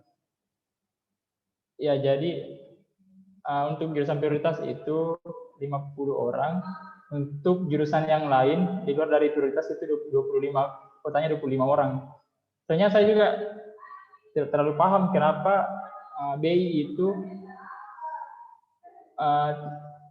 seperti apa ya istilahnya, seperti tidak seperti mendiskriminasi atau mungkin tidak menyamakan kedudukan antara jurusan yang prioritas dan jurusan yang lain yang luar dari jurusan prioritas. Yes, sebenarnya suatu kesyukuran menurut saya kalau misalkan jurusan atau prodi lain di luar dari prioritas itu bisa mendaftar. Karena sebelumnya kan hanya beberapa jurusan yang bisa mendaftar beasiswa Bank Indonesia. Alasan tepatnya kenapa BI hanya membuka 25 kota saja untuk jurusan di luar dari jurusan prioritas. Ya, saya juga tidak tahu karena saya tidak hadir pada saat perubahan kebijakan Bank Indonesia terkait beasiswa Bank Indonesia. Jadi mungkin ditanyakan sama beasiswa, maksud saya ditanyakan oleh pegawai Bank Indonesia. Ya, seperti itu Jessica. Oke, baik, terima kasih Saudara Akmal. Jadi buat teman-teman yang ingin bertanya, mungkin bisa terkait pertanyaan-pertanyaan beasiswa Bank Indonesia ini mungkin bisa mengkontak para panitia ya untuk tambahan mungkin yang tadi pertanyaan yang kenapa beasiswa Indonesia itu hanya jurusan ini dibatasi. Mungkin ada tambahan sedikit dari Kak Yusdin, saya sekaligus mengakhiri pertanyaan-pertanyaan dari banyaknya pertanyaan yang ada di room chat kita. Saya persilakan Kak Yusdin. Oke, baik, terima kasih dan mohon maaf mungkin saya tidak menyalakan kamera karena dalam kondisi yang tidak kondusif lagi. Baik, sebelumnya saya bilang sama teman-teman ya, teman-teman harus perlu tahu bahwasanya Bank Indonesia telah bekerja sama dengan pihak universitas di Sulawesi Selatan dan khusus universitas negeri. Jadi ada UNHAS, ada UNM, dan ada UIN. Untuk dua kategori universitas, untuk dua kategori beasiswa, ada unggulan dan ada reguler. Untuk unggulan itu diprioritaskan untuk Universitas Hasanuddin. Sedangkan reguler, ketiga universitas semua digunakan. Jadi kalau teman-teman yang ada di UIN, teman-teman yang harus perlu persiapkan adalah berkas-berkas yang berkaitan dengan UIN. Yang kayak tadi, bagaimana itu Kak kalau tidak mampu? Di persyaratan dia tidak sebut orang tidak mampu, tapi dia minta adalah surat keterangan tidak mampu atau SKCK. SPCK, surat keterangan tidak mampu, SKTM, surat keterangan tidak mampu, SKCK. SKTM, surat keterangan tidak mampu, itu yang dia minta. Selebihnya itu tidak ada bilang tidak mampu ke dia mau survei ataupun yang lain sebagainya. Karena beasiswa Bank Indonesia di sini yang menentukan kalian lolos itu adalah pihak Bank Indonesia dan kalian sendiri berdasarkan hasil interview. Nah, makanya kenapa ada pembatasan jurusan. Kayak seperti ini, di Fakultas Ekonomi dan Bisnis Islam itu semua jurusannya itu ambil. Oke? Semua jurusannya itu ambil. Kemudian di hukum juga ambil semua, di syariah ambil semua, di IPOL juga tidak semua. Karena sepemahaman saya itu adalah program studi yang memang ya berkaitan dengan Bank Indonesia. Karena kan kesusahan kalau anak farmasi kalian belajar tentang kebijakan Bank Indonesia, tentang kebank sentralan, tentang ekonomi, mereka jauh sekali. Mereka jauh sekali, makanya biasanya itu yang terkait-kait saja. Seperti itu. Jadi pokoknya teman-teman nanti kalau mau daftar tinggal update saja di semua akun Instagramnya Genbi. Bapak kalian harusnya berpatokan di Genbi Sulsel saja, ya toh? Karena beda-beda itu setiap wilayah. Ada lagi bismillah, tahun lalu Kak saya sempat daftar BI, kendalanya itu pas mau kumpul berkas, waktu yang saya mau kumpul berkas, kebetulan kampus lagi WFA. Kalau tidak salah ya hasil tidak sempat terkumpul. Sebenarnya bisa Ji, saya juga kemarin itu sementara di lokasi KKN, dan itu bisa Ji, ada terus gitu jalannya. Makanya itu biasa, itu semua aksesnya itu di Genbi. Nah, karena Genbi itu sebagai frontlinernya Bank Indonesia, semua kebijakan-kebijakan dalam bentuk kebijakan apapun. Kita saja sosialisasi tentang beasiswa, kita sebagai frontlinernya Bank Indonesia. Ada Ji, kemarin itu kita tetap diakses Ji juga. Kemarin itu pengumpulannya diundurkan, kemudian bisa langsung ke rektorat. Kayak seperti itu. Jadi pokoknya teman-teman nanti fokus saja sama ini, persyaratannya seperti apa, dan kalau mengenai berkas, perhatikan saja persyaratan, dan apalagi yang perlu kalian pertimbangkan satu, kalian harus memang tahu yang namanya kebank sentralan. Kalian harus tahu tugasnya Bank Indonesia. Oke, kalau kalian tidak tahu tugasnya Bank Indonesia, bagaimana kalian bisa menjadi frontlinernya Bank Indonesia? Begitu. Jadi kalian harus ini. Pokoknya teman-teman semua harus semangat. Kalau mau dibilang jiwa-jiwa pembangkit, mau lagi bagaimana caranya ini Kak, supaya bisa bangkit semangat tak biasa menyerah sebelum berperang, itu tergantung dari kalian saja. Atau kalau kalian memang siap, ya pasti siap. Makanya sekarang begini, terkadang yang buat tertarik itu apa sih sebenarnya kalian, kayak seperti buat gabung di Genbi. Apakah kalian memang tertarik hanya beasiswanya saja atau ke Genbi-nya saja? Kayak seperti itu. Kalau kalian tertarik di Genbi-nya saja, kalau kalian tertarik di beasiswanya saja, ya pasti kelihatan juga lah. Pasti ada tonji itu dikasih jalan-jalan. Biasanya itu kalau beasiswanya saja naincer, biasanya itu yang di atas tidak nak kasih lolos, kayak ada terus nak kasih kendala. Tapi kalau kita fokus untuk bergenbi, yakin dan percaya, teman-teman bisa saja lulus dengan usaha teman-teman. Baik, mungkin itu saja. Ya Kak, itu pas ada isu perpanjangan, saya langsung ke rektorat, tapi ternyata sudah tutup. Iya. Makanya update ki nanti toh, Iva Hamzah harus di-update nanti. Ada nanti Instagramnya Genbi Sulsel, bertanya sama semua alumni-alumninya Genbi Sulsel, seperti itu. Makanya itu biasa, kita ada perkenalan, jadi tidak salah kalau dalam flyer kegiatan itu ada fotonya alumni, ada foto namanya, ada biasa ditampilkan kontak personnya, supaya bisa disosialisasi ke mereka. Ditanyakan sama orang yang lebih berpengalaman. Oke, semangat di Iva Hamzah, semoga tahun ini bisa didaftar, insya Allah. Oke, baik, itulah tadi jawaban-jawaban dari beberapa pertanyaan yang ada di room chat. Jadi intinya teman-teman, terkait kendala-kendala yang mungkin kemarin teman-teman terima, bisa melalui kami dari pengurus Genbi Komisariat UIN Alauddin Makassar, bisa pantau terus Instagram kami di @genbiuinam, atau mungkin teman-teman sudah masuk di grup sosialisasi ini, mungkin bisa teman-teman save nomor beberapa panitia dan mungkin ada juga pemateri di dalam, dan saya selaku moderator juga. Jadi kalau ada yang ingin ditanyakan, ada yang ingin dibantu, silakan.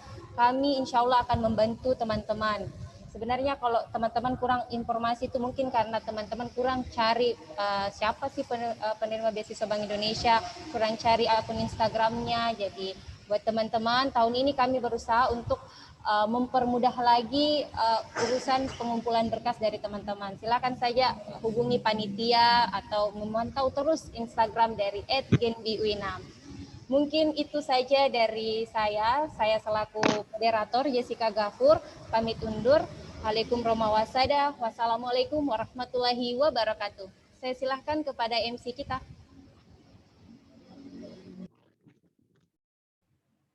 Ya, baik. Sebelumnya terima kasih moderator Jessica Gafur.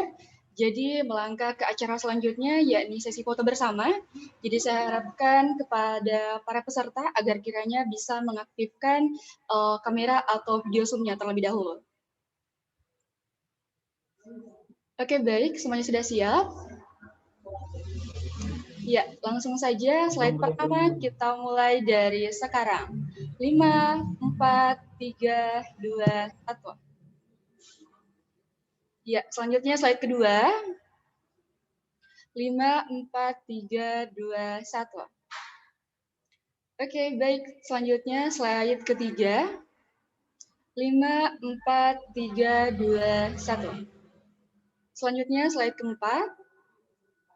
5, 4, 3, 2, 1. Ya, selesai.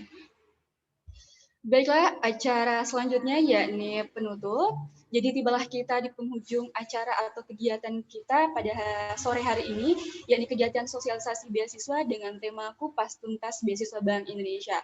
Sebelumnya saya banyak ucapkan terima kasih kepada para narasumber kita yang sudah sangat luar biasa pada sore hari ini, dan saya ucapkan juga banyak terima kasih kepada para peserta yang sudah sangat antusias sampai sekarang masih mengikuti kegiatan kami.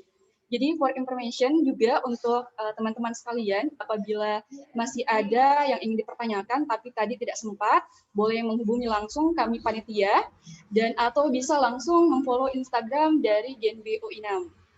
Oke, baik. Kami juga dari keluarga besar Genbi Komisariat Universitas Islam Negeri Alauddin Makassar menanti atau menunggu kedatangan dari adik-adik sekalian menjadi bagian dari kami, Genbi Komisariat Universitas Islam Negeri Alauddin Makassar. Jadi mungkin itu saja. Saya selaku pemandu acara pada sore hari ini mewakili para pelaksana. Meminta maaf apabila ada yang kurang berkenan, mohon dimaafkan, dan akhir kata tapi sebelumnya saya mengajak dulu para hadirin untuk salam Genbi terlebih dahulu. Genbi semuanya boleh berkata energi baru untuk Indonesia. Energi untuk negeri. Sorry. Energi untuk negeri. Maaf sebelumnya. Jadi sudah paham? Jadi saya mulai dari sekarang. 20.000. Ini juga adanya bagus. Energi untuk negeri. Oke, baik, terima kasih. Saya Andiri Huljana selaku pemandu acara. Mohon maaf apabila ada kata yang kurang berkenan, dan saya juga dengan ucapan wabillahi taufiq wal hidayah. Wassalamualaikum warahmatullahi wabarakatuh. Waalaikumsalam. Terima kasih. Absennya jangan lupa diisi teman-teman. Absennya jangan lupa diisi. Kak Elsa. Terima Ya, kasih, Yun. sama-sama. Sampai kasih. Semangat, ketemu di acara semangat. besok. Terima kasih Kak Elsa. Tidak datang Anda Kak ikut nih Kodong. besok. Aduh. Jangan kayak kasih Bagi begitu Kak Kak. Elsa. Kerja Kak Dek, susah. Semangat Kak Elsa. Keluar jalan-jalan semua. OTW.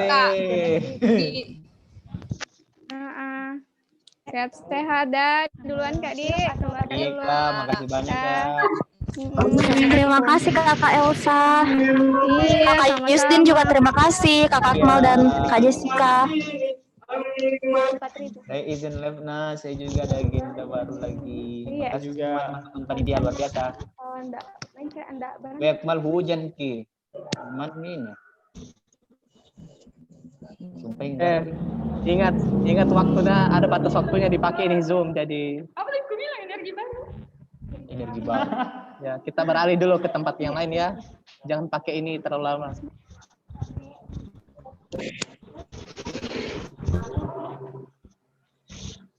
Mohon izin teman-teman, saya akhir ya.